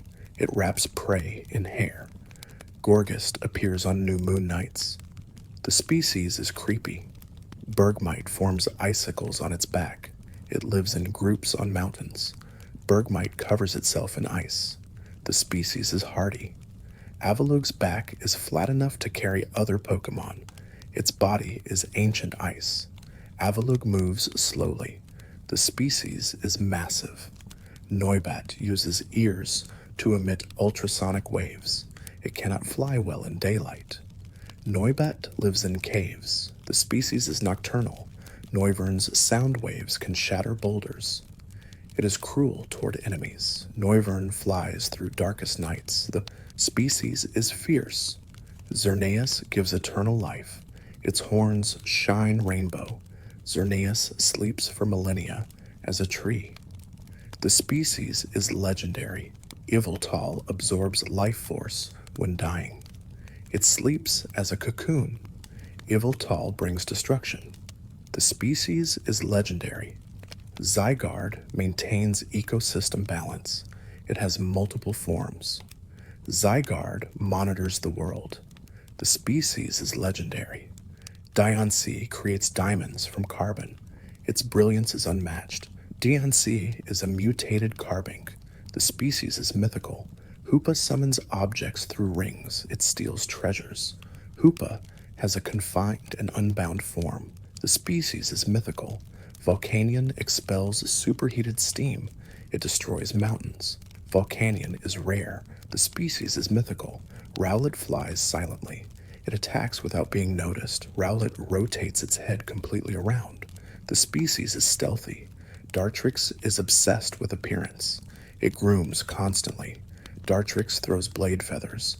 The species is vain. Decidueye shoots at arrow quills. It hits targets from a mile away.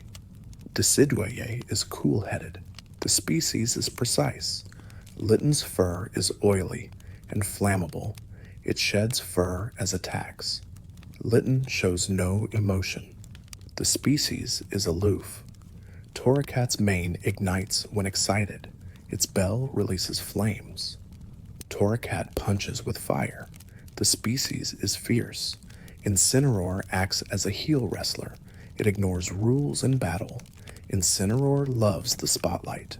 The species is theatrical. Puplio creates balloons from its nose. It's playful and earnest. Puplio trains hard despite ridicule. The species is determined. Brayon learns dances while battling.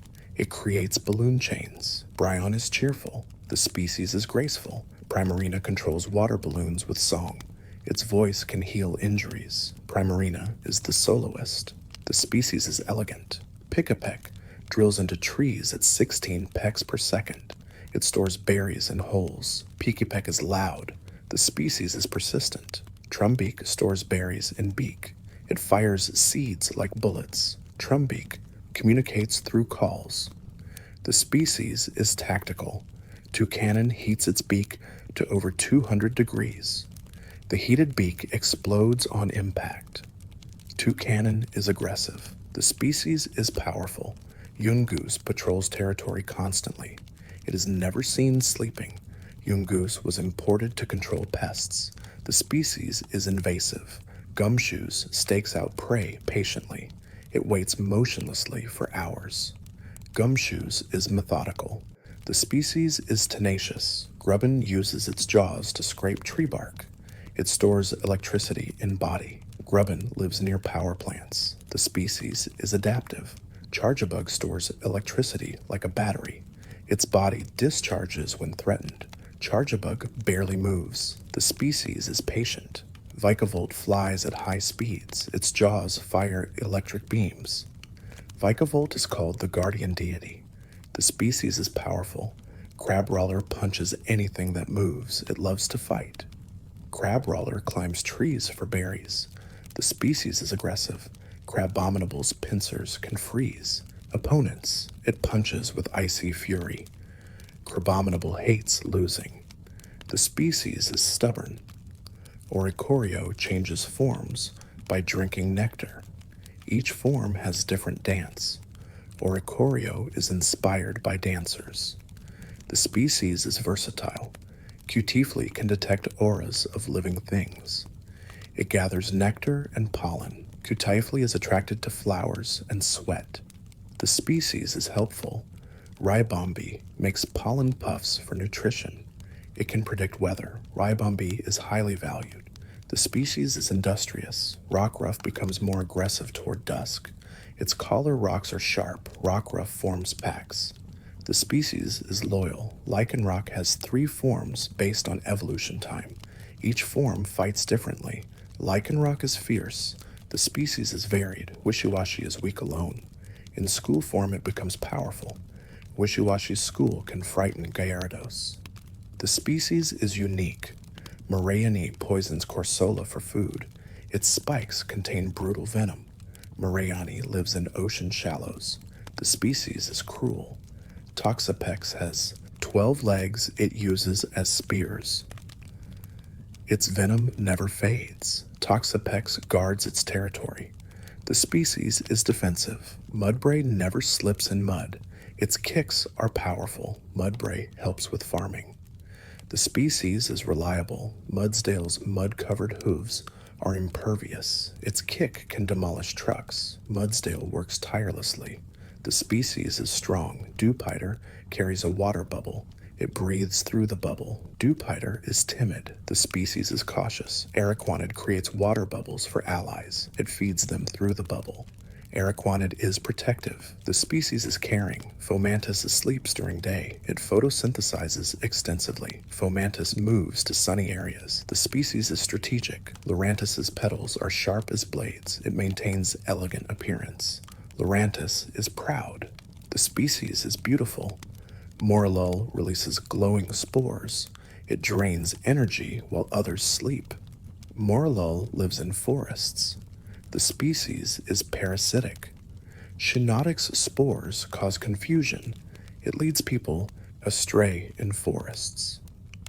Shiinotic's light is eerie. The species is dangerous. Salandit is only female in population. It releases toxic gas. Salandit tricks others. The species is cunning. Salazzle creates reverse harems of Salandit. Its pheromones attract males. Salazzle is cruel. The species is dominant. Stuffle dislikes being touched. Its strength is dangerous. Stuffle flails wildly when grabbed. The species is violent. Beware's hugs can break spines. It doesn't realize its strength. Beware is affectionate. The species is deadly. Bounsweet runs from danger immediately. It exudes sweet aroma. Bounsweet is preyed upon. The species is timid. Steenie strikes opponents with Calyx. It's prideful and aloof. Steenie evolves through learning Stomp. The species is elegant. Serena's kicks are graceful and devastating. It punishes those who stare. Serena is commanding. The species is regal. Comfy picks flowers to create lei. It spreads soothing fragrance. Comfy attaches to trainers. The species is gentle. Oranguru lives in forests alone. It is highly intelligent. Oranguru uses tools strategically. The species is wise. Passimian form, troops of 20. They train together constantly. Passimian throw berries at foes. The species is cooperative. Wimpod scavenges beaches. It flees immediately when threatened. Wimpod is cowardly. The species is timid. Golisopod slashes with sharp claws.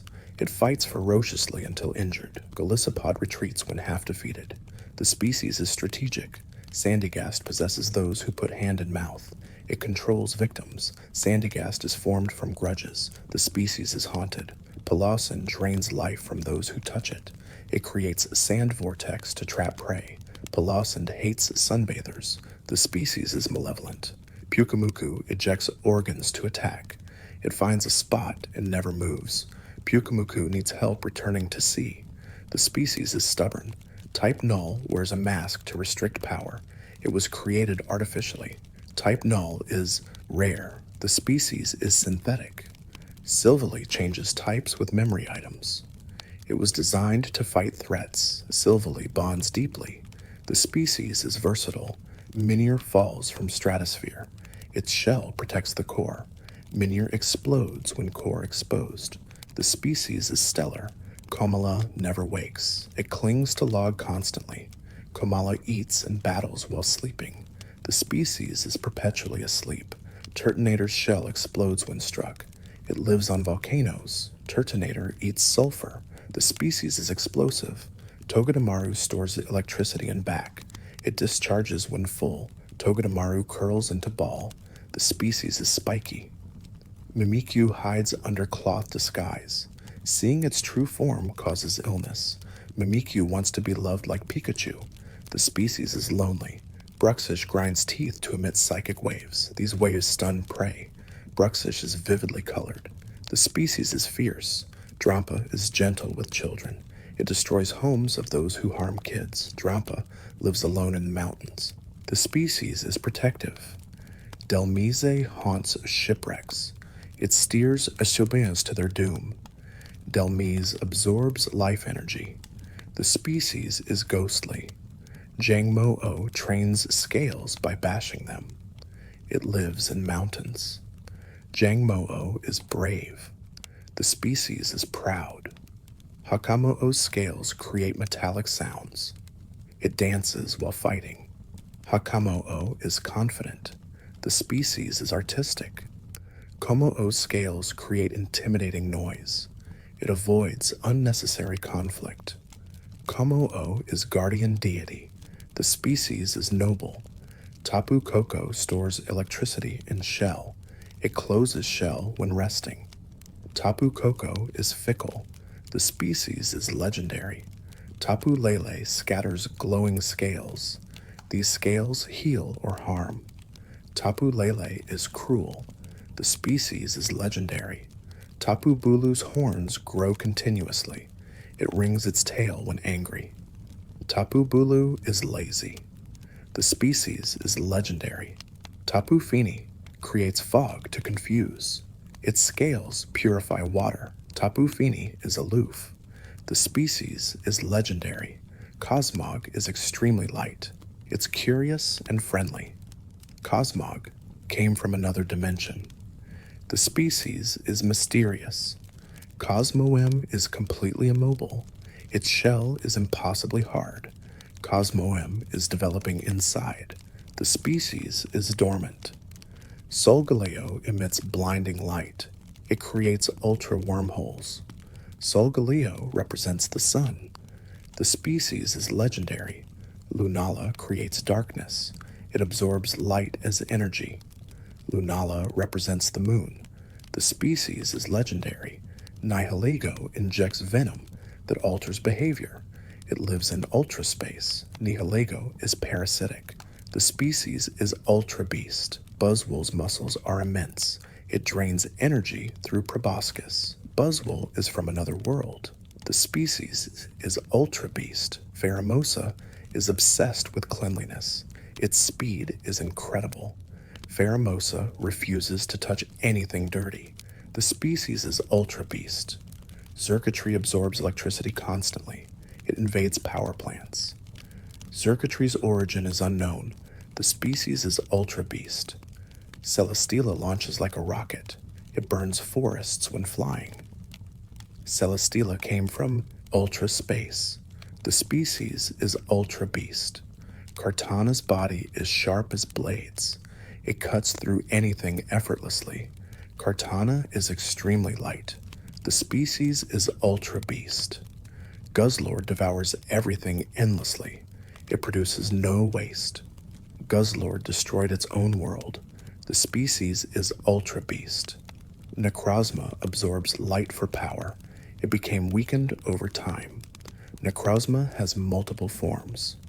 The species is legendary.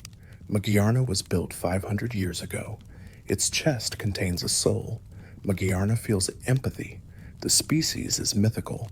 Marshadow hides in shadows. It copies fighting techniques perfectly. Marshadow is invisible usually. The species is mythical. Poipole injects poison playfully. It lives in Ultra Megalopolis. Poipole is friendly. The species is Ultra Beast. Naganadel shoots poisonous needles. It can fly at high speeds. Naganadel controls large territories.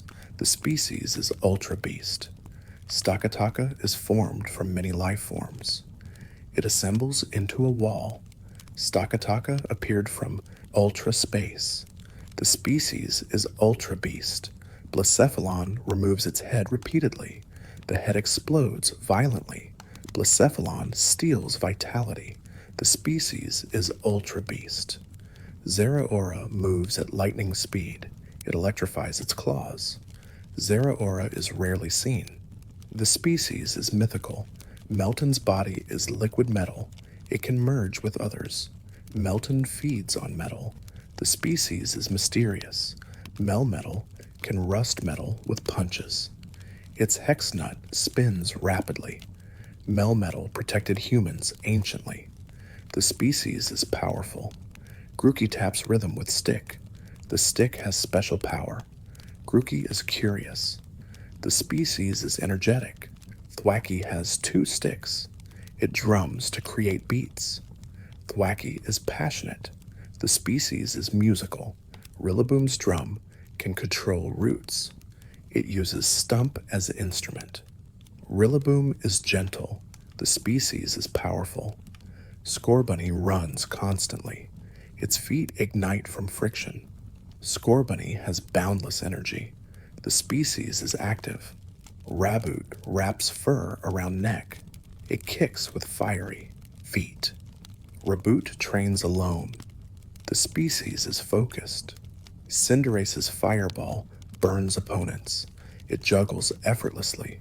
Cinderace plays to crowds. The species is athletic. Sobble becomes invisible in water. It cries profusely when scared. Sobble is timid. The species is emotional. Drizzle is clever and lazy. It shoots water precisely. Drizzle hides traps. The species is tactical. Inteleon has nictitating membranes. It shoots from fingertip. Inteleon is a spy. The species is stealthy.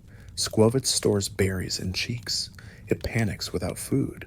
Squovit is gluttonous. The species is anxious. Greedent makes nests from berries. It shares reluctantly. Greedent is greedy. The species is possessive. Rookidee is brave despite size. It challenges anyone. Rookidee will become strong. The species is fearless. Corvusquire is intelligent. It remembers faces. Corvusquire serves trainers loyally. The species is smart. Corviknight is armored perfectly. Its wings are blade sharp. Corviknight is a flying taxi. The species is dependable. Blipbug gathers information constantly. It spits sticky thread. Blipbug analyzes everything. The species is studious. Dottler is immobile in shell. It communicates telepathically. Dottler is developing psychic power. The species is evolving. Orbeetle's brain rivals computers. It releases psychic energy from spots. Orbeetle is highly intelligent. The species is advanced. Nickit steals food at night. Its tail erases footprints. Nickit is sly. The species is sneaky. Thievel commands pack of Nickit.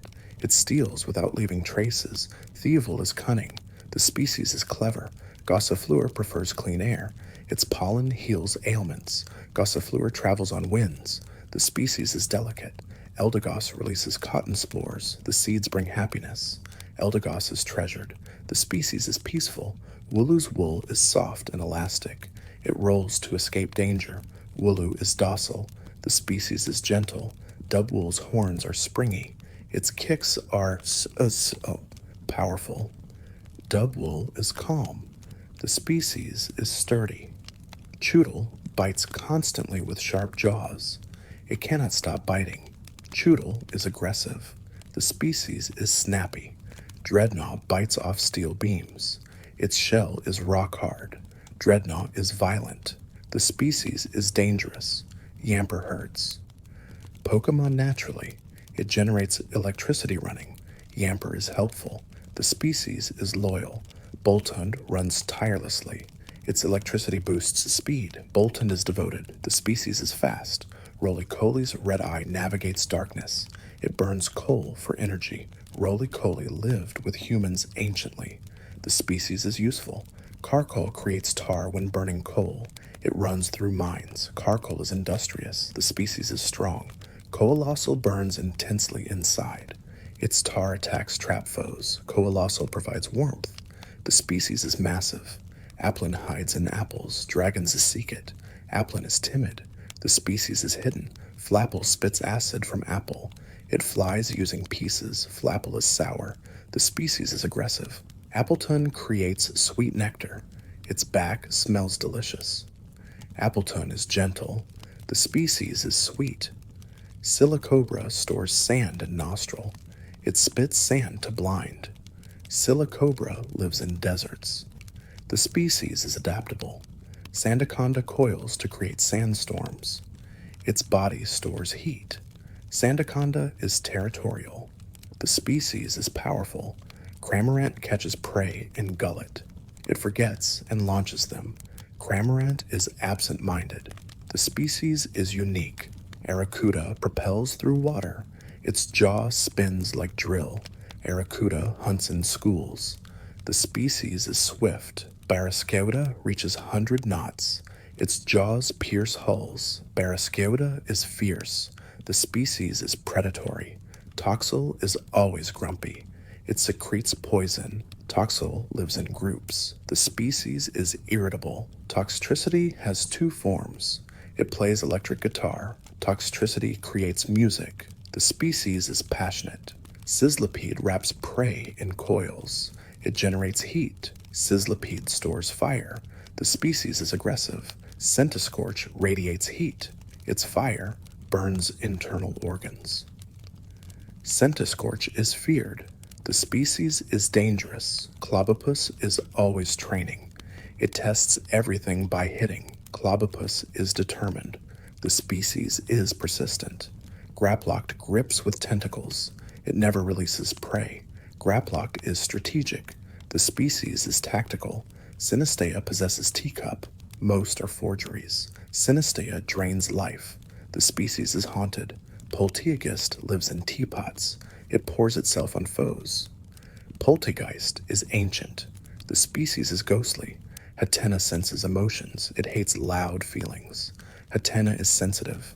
The species is withdrawn. Hatterene punches those too loud. It demands silence. Hatterene is violent. The species is aggressive. Hatterene is called Forest Witch. It tears apart offenders. Hatterene is silent. The species is terrifying. Impidimp sneaks into homes. It feeds on negativity. Impidimp is mischievous. The species is tricky. Morgrim prowls at night. It misleads travelers. Morgrim is cruel. The species is wicked. Grimmsnarl's hair can crush steel. It overwhelms with strength. Grimmsnarl is brutal. The species is powerful. Obstagoon is violent and reckless. It blocks paths confrontationally. Obstagoon taunts opponents. The species is defiant. Berserker is a berserker. Its claws are iron. Berserker is bloodthirsty. The species is fierce. Cursola was bleached and died. Its branches are cursed. Cursola is resentful. The species is tragic. Sirfetch'd wields Leek Lance.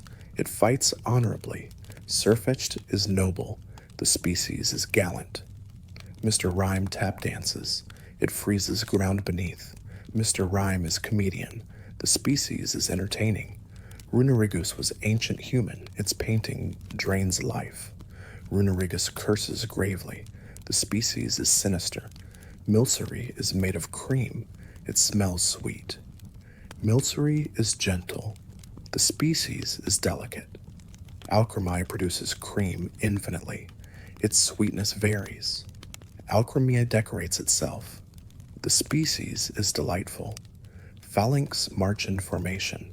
6 unit as 1. Phalanx is organized. The species is disciplined. Pincurchin generates electricity. Its spines inject current. Pincurchin hides in rocks. The species is defensive. Snom eats snow. It creates icicles. Snom is timid. The species is small. Frostmoth scatters frozen scales. Its wings are beautiful. Frostmoth is elegant. The species is graceful. Stonjourner stands in circle. They gather on solstices. Stonjourner is mysterious. The species is ancient. Icecue's head is ice block.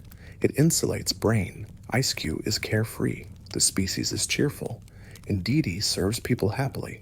Males and females differ. Indeedee is psychic. The species is helpful. Morpeko changes forms from hunger. It becomes violent without food. Morpeko stores seeds. The species is moody. Coufant sprays water from nose. Its skin is thick. Coufant helps humans. The species is strong. Copperajah trunk is flexible steel. It destroys with swing. Copperajah is massive. The species is mighty. Dracozolt cannot breathe properly. Its parts don't match. Dracozolt is artificial. The species is flawed. Arctozolt freezes its body. It moves awkwardly. Arctozolt is mismatched. The species is imperfect. Dracovish cannot walk well. Its head is backwards. Dracovish is tragic. The species is confused. Arctovish freezes itself. Its body doesn't work right. Arctovish is pitiful. The species is broken. Duraludon's body resists corrosion. It battles Tyranitar. Duraludon is territorial. The species is metallic. Dreepy is extremely fast. It's weak as a ghost. Dreepy wants to battle. The species is eager. Dracloak cares for Dreepy. It launches them in battle. Dracloak is protective. The species is nurturing. Dragapult fires Dreepy at Mach speed. Its speed is incredible. Dragapult is caring. The species is powerful. Zacian holds sword in mouth. It's a legendary hero. Zacian saved Galar. The species is mythical. Zamazenta bears shield on body. Its legendary defender. Zamazenta protected Galar. The species is mythical. Eternatus. Cause darkest day. It's from meteorite. Eternatus is ancient. The species is calamitous. Kubfu trains in mountains. It seeks strength. Kubfu is serious. The species is disciplined. Urshifu has 2 styles. It strikes decisively. Urshifu is legendary. The species is powerful. Zerude lives in packs. It's kind to those weak. Zerude protects forest. The species is mythical. Regieleki is pure electricity. It's incredibly fast. Regieleki is legendary. The species is shocking. Regidrago is dragon energy. Its incomplete body. Regidrago is legendary. The species is powerful. Glastrier is proud and fierce. It freezes everything. Glastrier is legendary. The species is icy. Spectrier is silent galloper. It absorbs life. Spectrier is legendary. The species is ghostly. Calyrex ruled ancient Galar. It can see all futures. Calyrex is legendary. The species is regal. There are moments in the night when facts blur into dreams, when the details we've gathered begin to drift like loose threads through memory. 1,025 creatures, each one a small window into a world that has existed for decades now, changing and growing, adding new layers while preserving the old. The quiet spaces between these facts hold their own stories, the unspoken connections that tie these creatures together into something larger than any single entry could capture. The catalog stretches across regions and generations, each new edition building upon foundations laid by those that came before. From Kanto's simple elegance to Galar's industrial might, from Johto's traditional reverence to Alola's island mystery, the progression tells a story larger than any individual creature could convey alone. The world expanded outward, introducing new typings, new mechanics, new ways of understanding what it meant to be a Pokémon. Some regions felt like natural extensions, smooth progressions that honored what came before while adding fresh perspectives. Others represented radical reimaginings, willing to break conventions and explore territory that earlier games had left untouched. regional variants emerged, showing familiar faces transformed by new environments. Mega evolutions pushed certain species beyond their normal limits, though only temporarily. Gigantamax forms turned select Pokemon into towering giants. Each mechanic added another layer to the catalog. The designs themselves evolved alongside the hardware.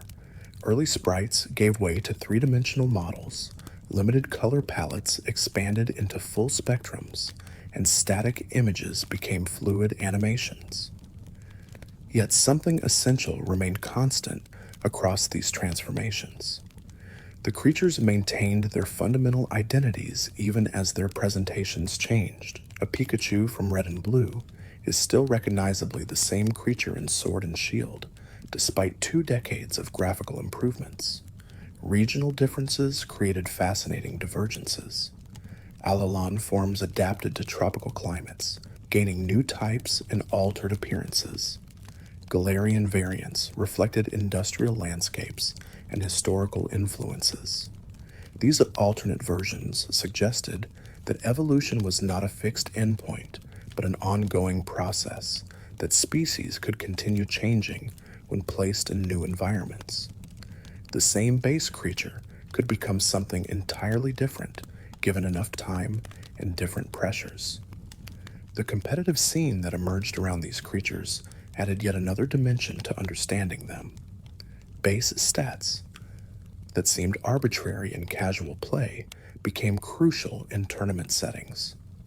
Hidden abilities that went unnoticed by many players defined entire strategies at high levels.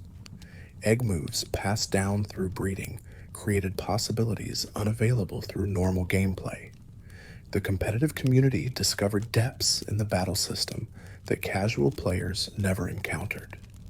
Tight matchups formed complex webs of advantage and vulnerability. A creature strong against one opponent could be helpless against another. Building balanced teams required understanding these interactions across hundreds of possible combinations. The metagame shifted with each new generation as new typings, abilities, and moves altered the competitive landscape. Strategies that dominated one generation became obsolete in the next. Shiny variants added another collecting goal beyond simply obtaining each species. These rare color variations appeared randomly, their odds so low that encountering one felt like genuine luck. Dedicated hunters spent hundreds of hours pursuing specific shinies, resetting encounters endlessly, or breeding countless eggs. The commitment required to obtain these variants turned them into status symbols, proof of dedication that transcended mere gameplay skill. Hidden abilities, introduced in later generations, gave many creatures new tactical options. Some hidden abilities were minor improvements, while others completely changed how a Pokémon functioned in battle. Obtaining these hidden abilities often required special circumstances, limiting distributions or specific breeding chains. The rarity made them valuable, creating another layer of complexity in team building. The mythology surrounding legendary Pokémon deepened with each generation. These powerful creatures were no longer just rare encounters, but central figures in regional histories and cosmic narratives. Creation myths, ancient guardians, and beings of pure elemental force populated the expanding lore. Some legendaries could reshape continents or control time itself, their powers far exceeding anything a trained Pokémon could achieve naturally. Mythical Pokémon occupied a space between legendary and ordinary, often tied to limited events or special distributions. Their scarcity made them prized possessions, creatures that many players never obtained through normal play. Event distributions came and went, some never to return, making certain mythicals impossible to obtain legally years after their initial release. The living Pokédex concept pushed completionist goals to extremes. Not just seeing every species, but obtaining and maintaining a complete collection across all forms, variants, and special cases. Regional forms, gender differences, and alternate appearances multiplied the required specimens. Achieving a truly complete collection became a monumental undertaking requiring hundreds of hours across multiple games. Breeding mechanics introduced genetics-like systems where nature, individual values, and abilities could be passed down through generations. Competitive players bred perfect specimens with ideal stats and moves, a process that could take days for a single Pokemon. Masuda method breeding for shinies combined rarity hunting with genetic manipulation, creating perfect shiny Pokemon through pure persistence. The bond between trainer and Pokemon, emphasized throughout the series, manifested mechanically through friendship and affection systems. Pokemon that trusted their trainers performed better in battle, occasionally surviving fatal hits or shaking off status conditions through sheer determination. This mechanical representation of emotional bonds added narrative weight to the gameplay, making victories feel earned through relationship rather than just stats. Contests, musicals, and other non-battle activities provided alternative ways to engage with Pokemon. These systems allowed creatures to showcase beauty, coolness, or cuteness rather than combat ability. Some Pokemon excelled in these areas despite being weak battlers, giving them purpose beyond traditional gameplay. The variety of activities reflected a philosophy that not every Pokemon needed to be a fighter. Trait evolutions maintained their controversial position throughout the series. Requiring social interaction to complete certain evolution lines created barriers for solo players while fostering community engagement. The design philosophy prioritized connectivity over individual completeness, assuming players would have access to trading partners. This assumption didn't always match reality, leaving some players permanently unable to obtain certain Pokemon. The Mystery Dungeon spin-offs reimagined the creatures in roguelike dungeon crawlers where players could control Pokemon directly. This perspective shift revealed new dimensions to familiar species, giving them voices and personalities beyond what the main series provided. The games explored themes of identity and transformation, asking what it meant to become a Pokemon. Pokemon Snap and its sequel focused on photography rather than capture, encouraging observation over combat. These games revealed behaviors and interactions rarely seen in main series titles, showing creatures in their natural habitats rather than battle arenas. The photography focus emphasized appreciation over collection, a gentler approach to engaging with the creatures. The trading card game created parallel interpretations of each species, translating stats and abilities into card mechanics. Some Pokemon that were weak in games became powerful in cards, and vice versa. The card game's different balance created alternate hierarchies of strength, proving that the same creature could be valued differently across different game systems. The anime added yet another layer of interpretation, giving Pokemon personalities and voices that the games left ambiguous. Species that were forgettable in games became beloved characters in the show. The anime's influence on public perception sometimes exceeded the games themselves, particularly for iconic creatures like Pikachu, whose anime characterization became inseparable from its game identity. Spin-off games like Pokken Tournament and Pokemon Unite transformed creatures into fighting game characters and MOBA units respectively. Each adaptation required reimagining how Pokemon functioned in completely different game systems.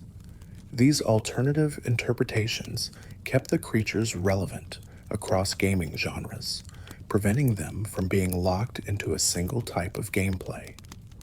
The mobile game Pokemon Go brought the creatures into augmented reality, overlaying them onto the real world through phone cameras. This technological shift changed how people interacted with Pokemon, making encounters happen during actual walks rather than virtual routes. The game's massive success demonstrated that the appeal of these creatures transcended traditional gaming contexts. Detective Pikachu's theatrical release brought Pokemon into live-action cinema, rendering them in photorealistic detail. Seeing creatures designed for pixel art or cell animation translated into realistic textures and proportions created cognitive dissonance for some viewers. The film succeeded despite this uncanny valley effect, proving the designs were flexible enough to withstand radical reinterpretation. Merchandise transformed Pokemon from digital data into physical objects.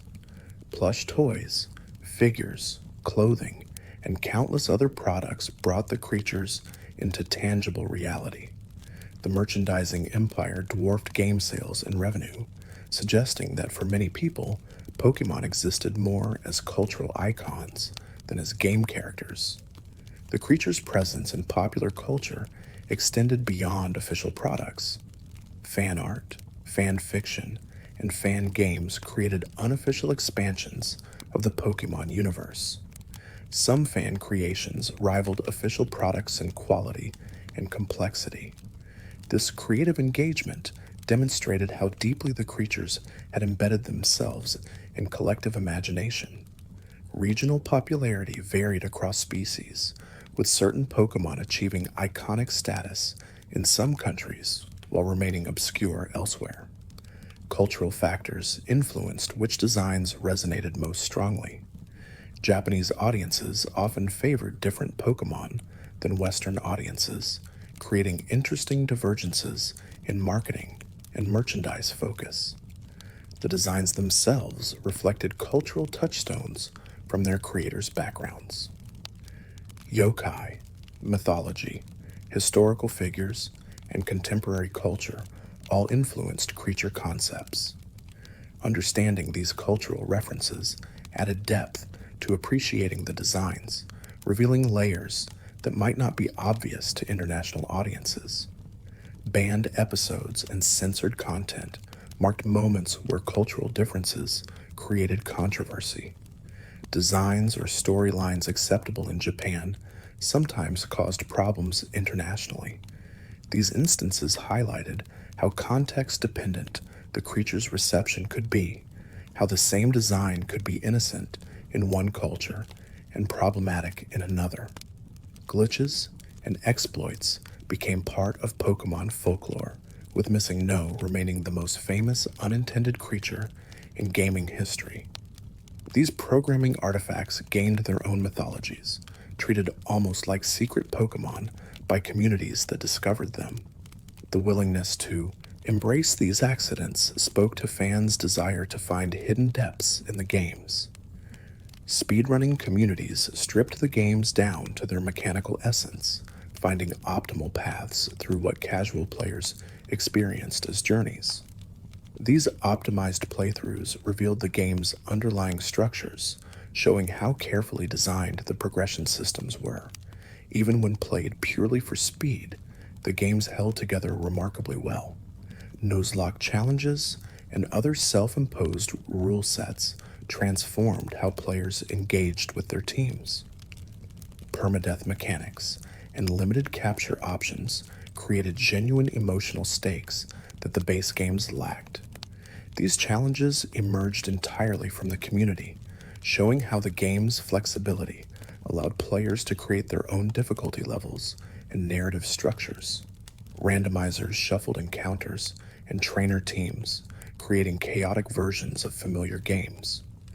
These modifications kept old games fresh for veteran players who had long since memorized standard playthroughs.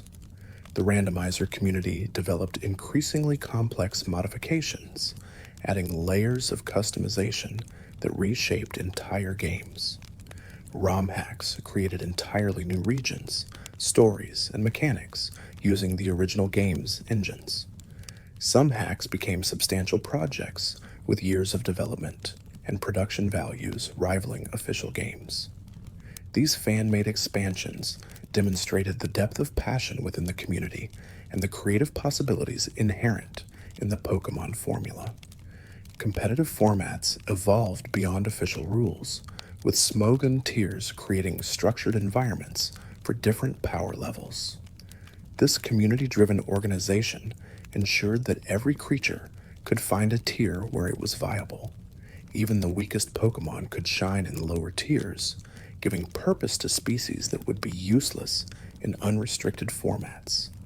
The creatures' designs inspired countless artists, spawning art movements and styles, realistic interpretations, imagined Pokémon with actual animal anatomy and textures. Minimalist designs reduced creatures to essential shapes and colors. Dark reimaginings explored horror possibilities in the concepts.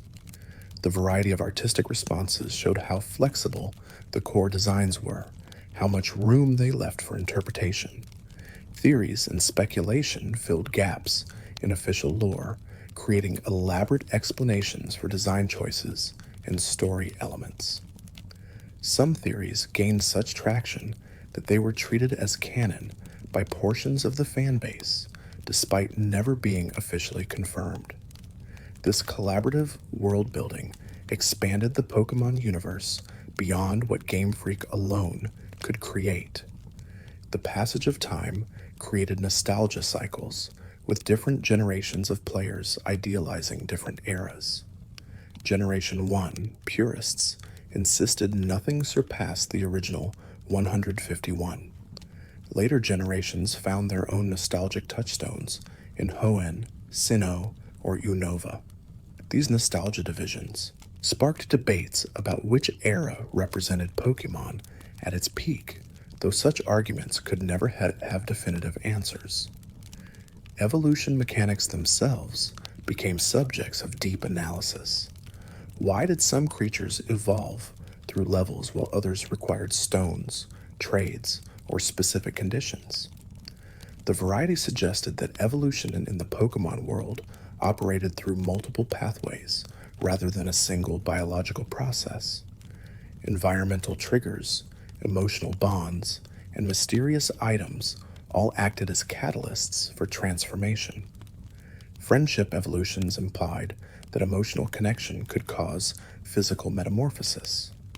The mechanic suggested that Pokémon responded to how they were treated, that kindness and care could unlock potential that neglect left dormant.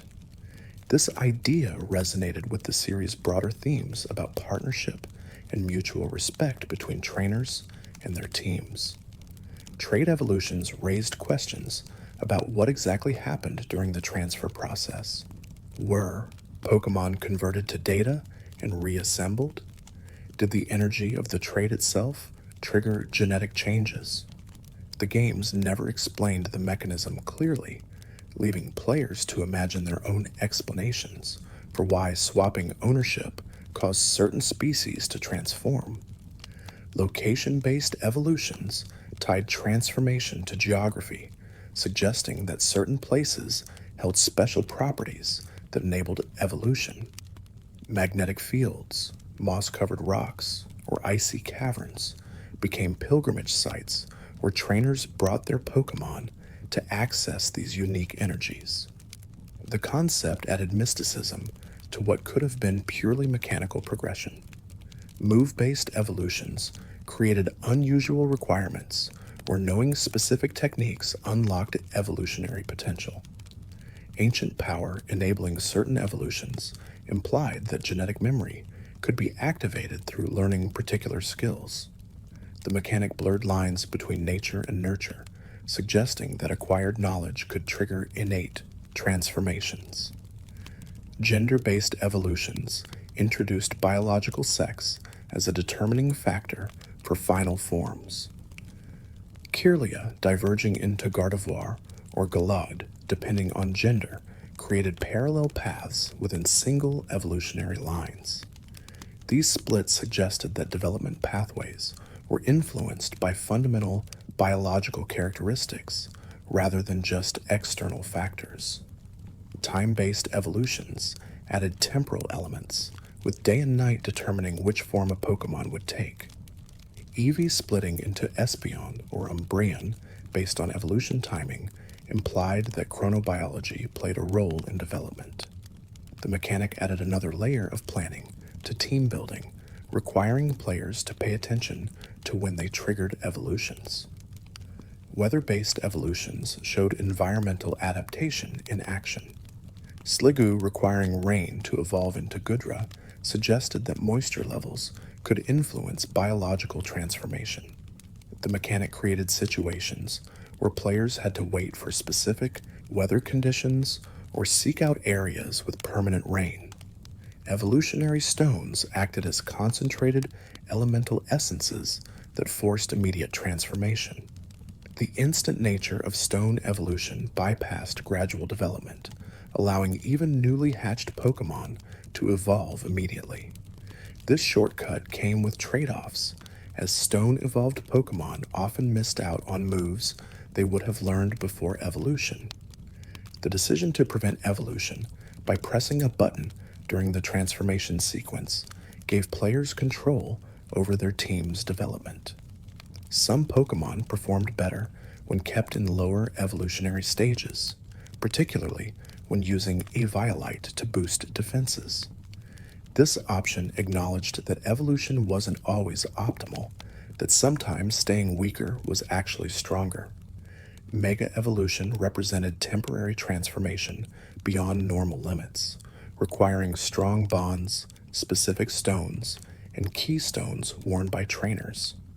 The mechanic emphasized partnership while providing mid-battle power boosts that could swing momentum. Some Mega Evolutions changed types or abilities dramatically, creating new strategic possibilities. Gigantamax forms enlarged specific Pokemon to massive sizes while granting unique moves. Unlike Mega Evolution's universal availability, Gigantamax was restricted to certain individuals of certain species. This rarity made Gigantamax Pokemon valuable catches, as not every member of a species could access the transformation. Regional forms showed familiar species adapted to new environments, gaining different types and appearances. Alolan variants developed ice or dark typings in response to tropical climate and different predator-prey relationships. Galarian forms reflected industrial influences and historical British inspirations. These variants proved that Pokemon could continue evolving when separated into different environments. The concept of convergent evolution appeared through Pokemon that developed similar traits independently.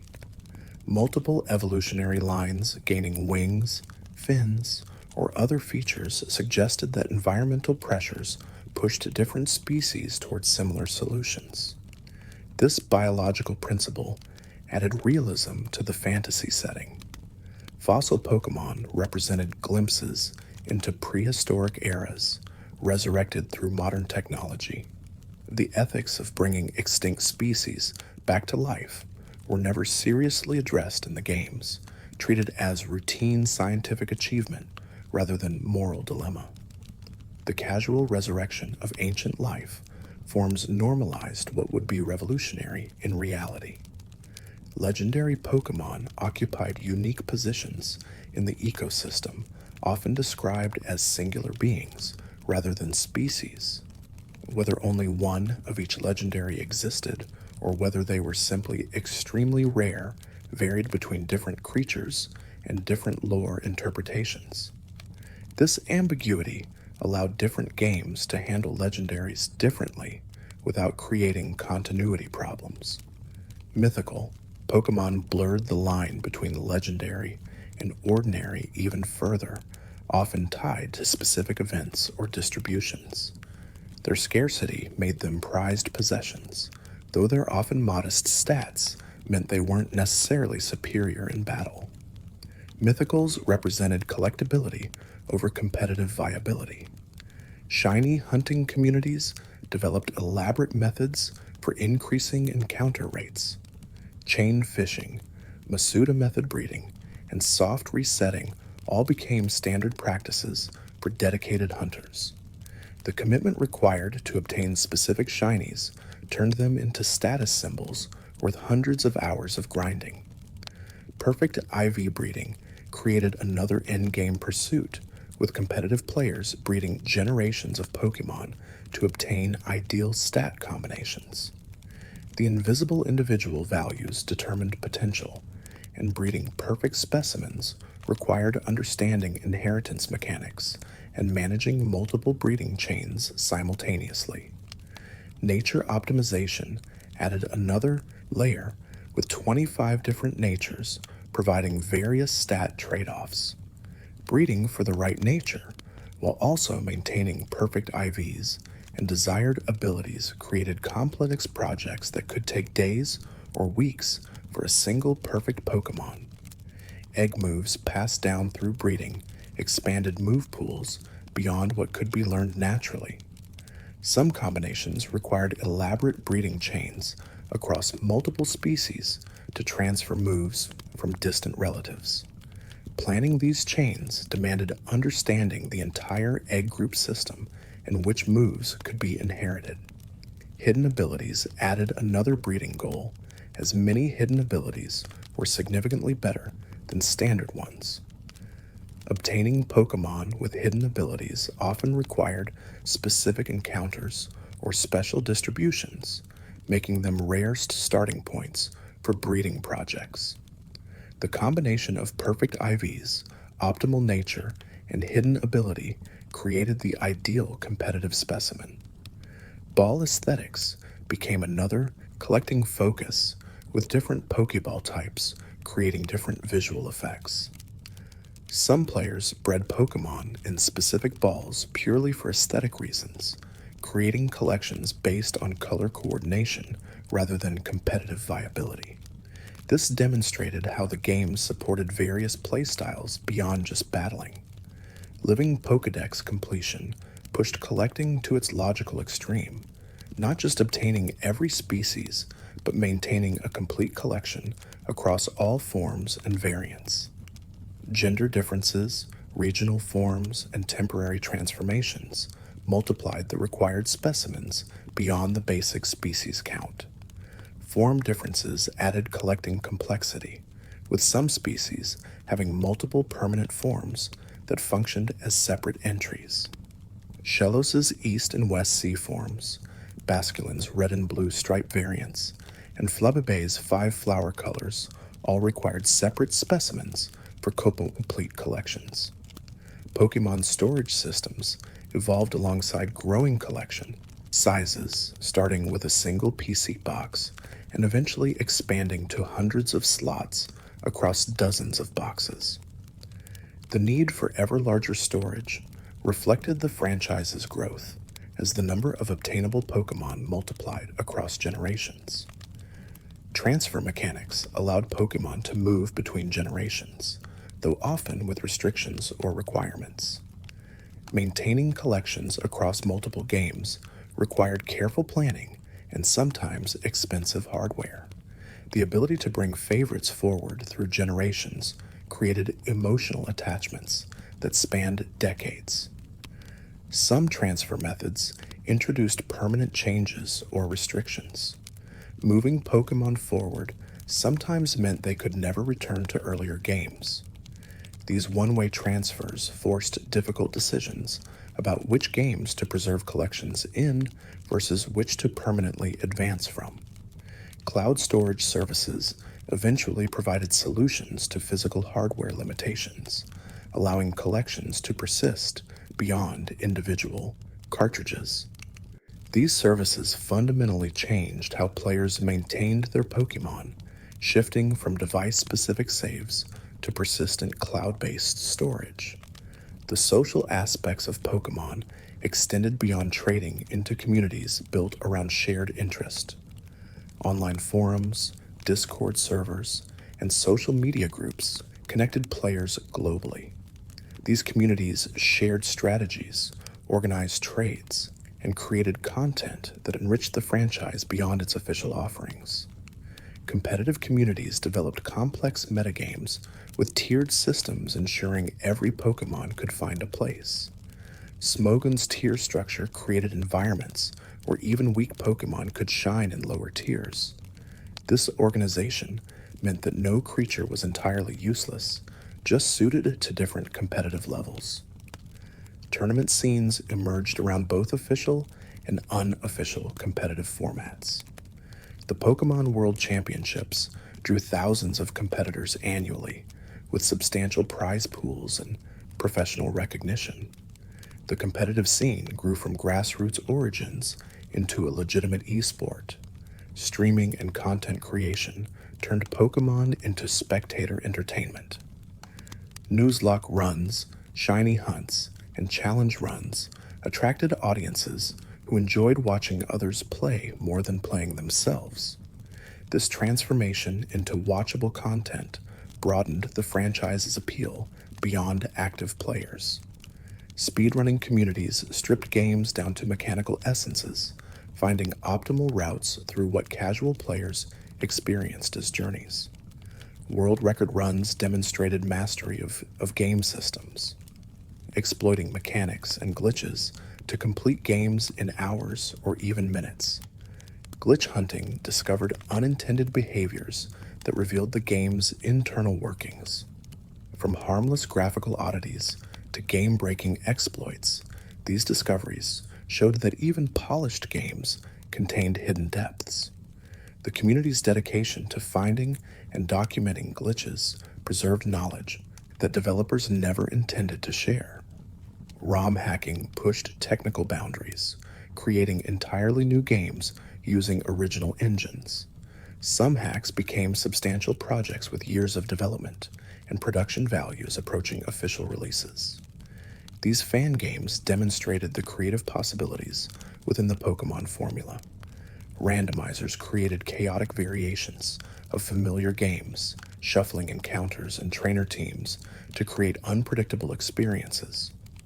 These modifications kept old games fresh for veteran players who had memorized standard playthroughs.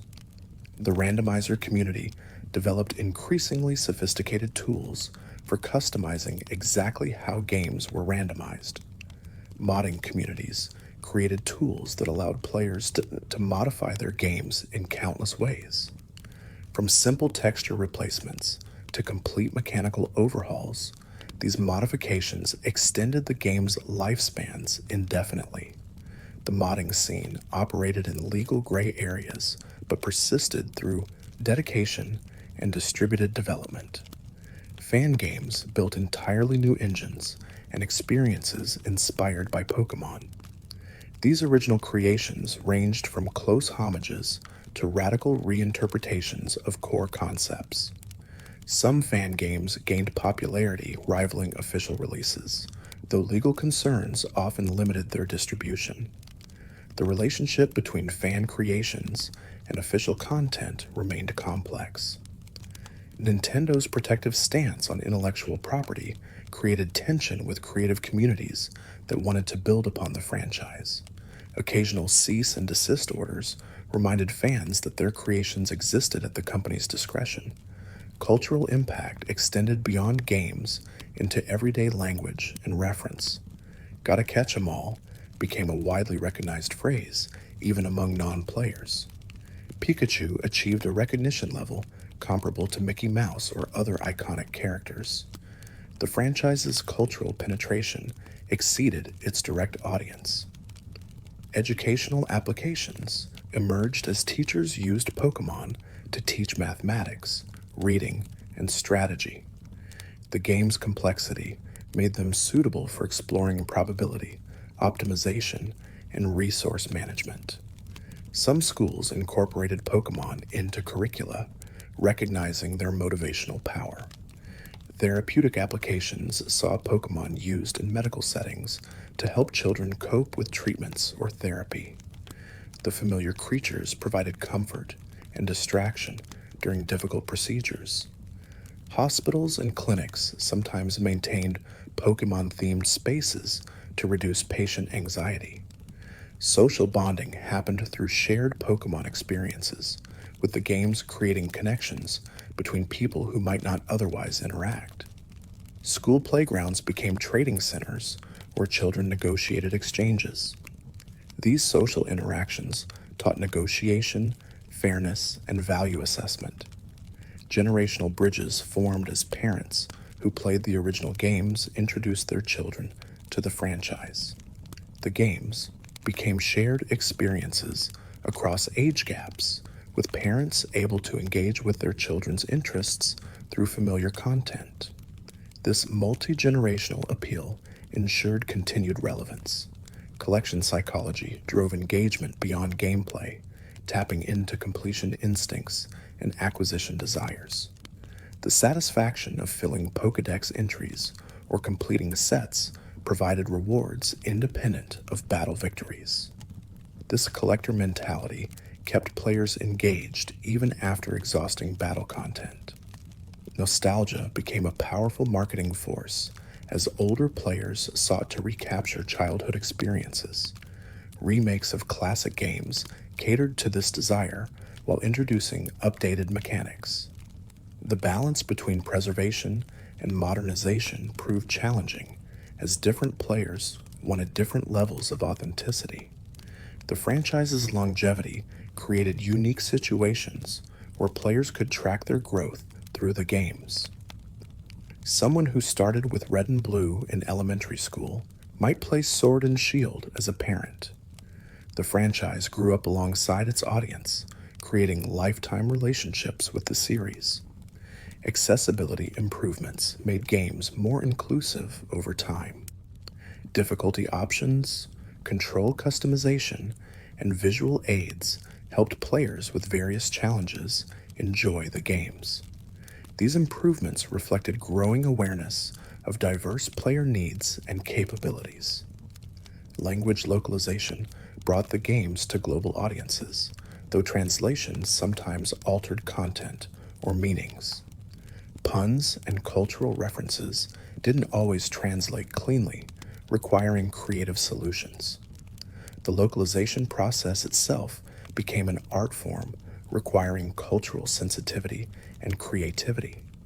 Regional releases sometimes featured version differences beyond language, with content altered to suit different cultural contexts.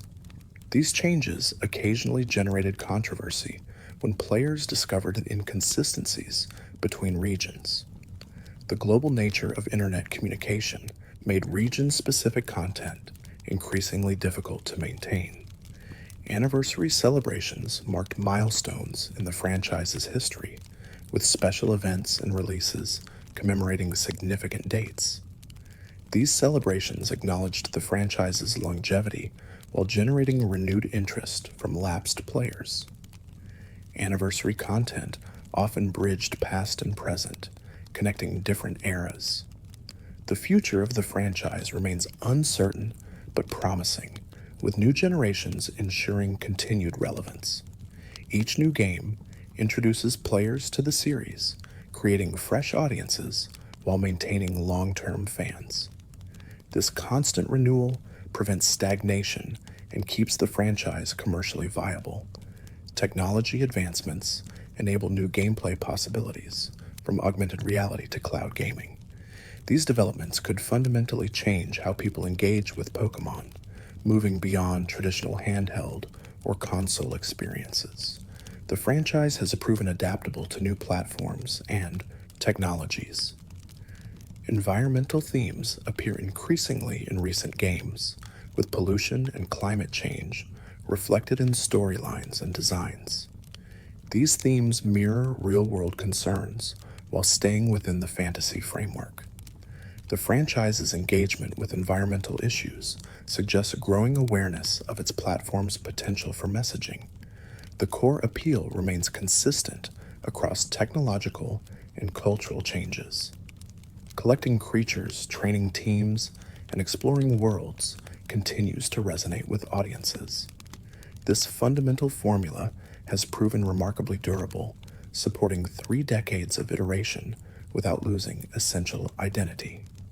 Every Pokémon represents design decisions, programming effort, and creative vision. Behind each creature stands a team of artists, writers, programmers, and designers who brought it to life. The collaborative nature of game development means that no single person created any Pokemon, but rather each emerged from collective effort. The Canepital catalog we've explored tonight contains thousands of hours of creative labor. From initial sketches to final implementations, each creature underwent refinement and revision.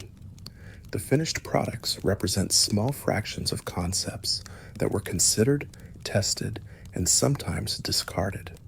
Some creatures began as completely different concepts before evolving into their final forms.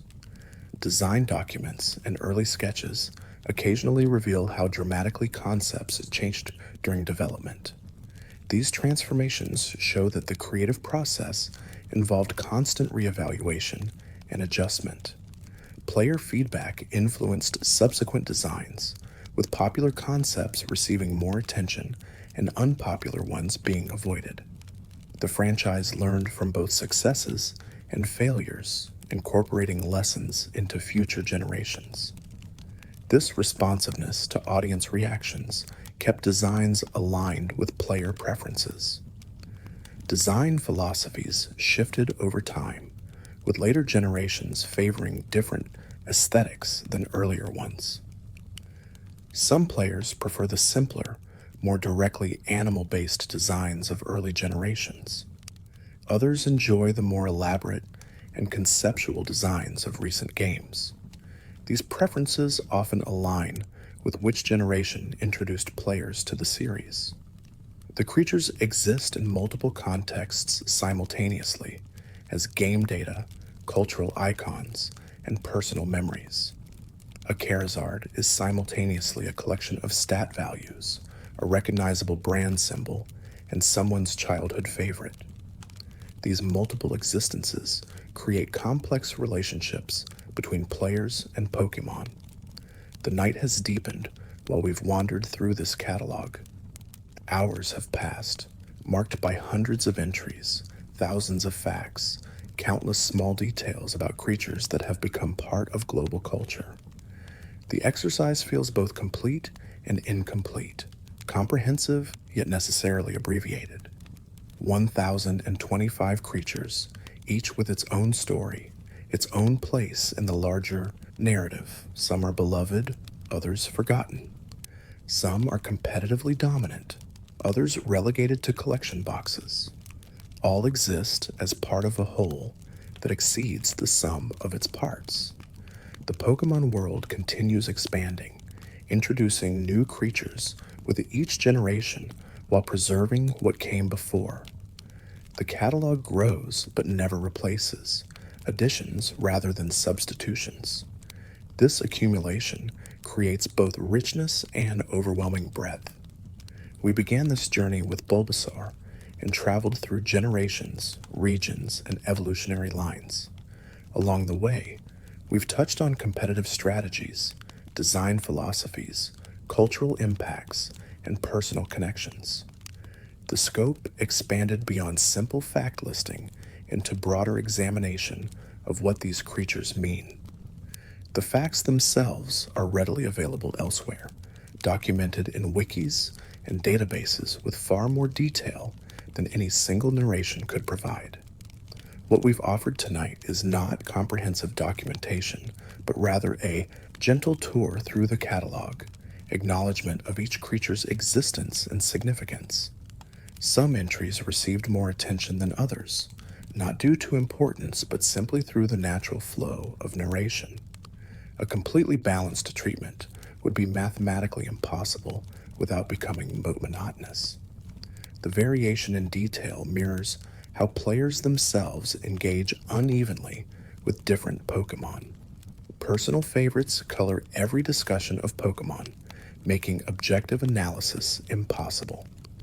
The creatures we love receive unconscious preferential treatment in our thoughts and discussions. This subjectivity is inevitable and perhaps desirable as it reflects the personal nature of engagement with the series. The catalog continues beyond tonight's exploration. New games will add more creatures, more forms, more possibilities. The 1,025 we've discussed will become a subset of even larger rosters. This growth seems inevitable given the franchise's commercial success. Yet there's also beauty in limitation in the finite nature of the current catalog. 1025 is a comprehensible number, large but not infinite. The catalog could be complete, could represent a finished work rather than perpetual expansion. This tension between growth and completion defines the franchise's future. Whatever comes next, these 1025 will remain, preserved in the games that introduced them and the memories of players who encountered them. They form a foundation that future editions will build upon but never erase. The catalog is both fixed and growing, permanent and evolving. As sleep approaches and consciousness fades, these creatures drift through memory like the dreams they increasingly resemble. Their details blur together, specific facts giving way to general impressions. The overwhelming catalog contracts into manageable highlights, the creatures we remember best rising to the surface while others recede. This fading specificity mirrors how most players engage with Pokémon, maintaining deep knowledge of favorites while holding only vague awareness of the full roster. No one can truly know every detail about every creature. The catalog is too vast for complete mastery. Perhaps that vastness is intentional, creating space for discovery that persists across years of engagement. There's always another detail to learn, another connection to notice, another appreciation to develop. The depth rewards continued attention while remaining accessible to casual interest. The creatures rest now in their digital habitats, waiting for trainers to call them forth. They exist in potential, ready to be encountered, captured, trained, and loved. Their stories wait to be experienced by players not yet born, in games not yet made. Thanks for watching. If you enjoyed drifting through these quiet moments, there's another video waiting on the left of your screen. Let it play while you rest. You might discover something gentle before sleep takes you again.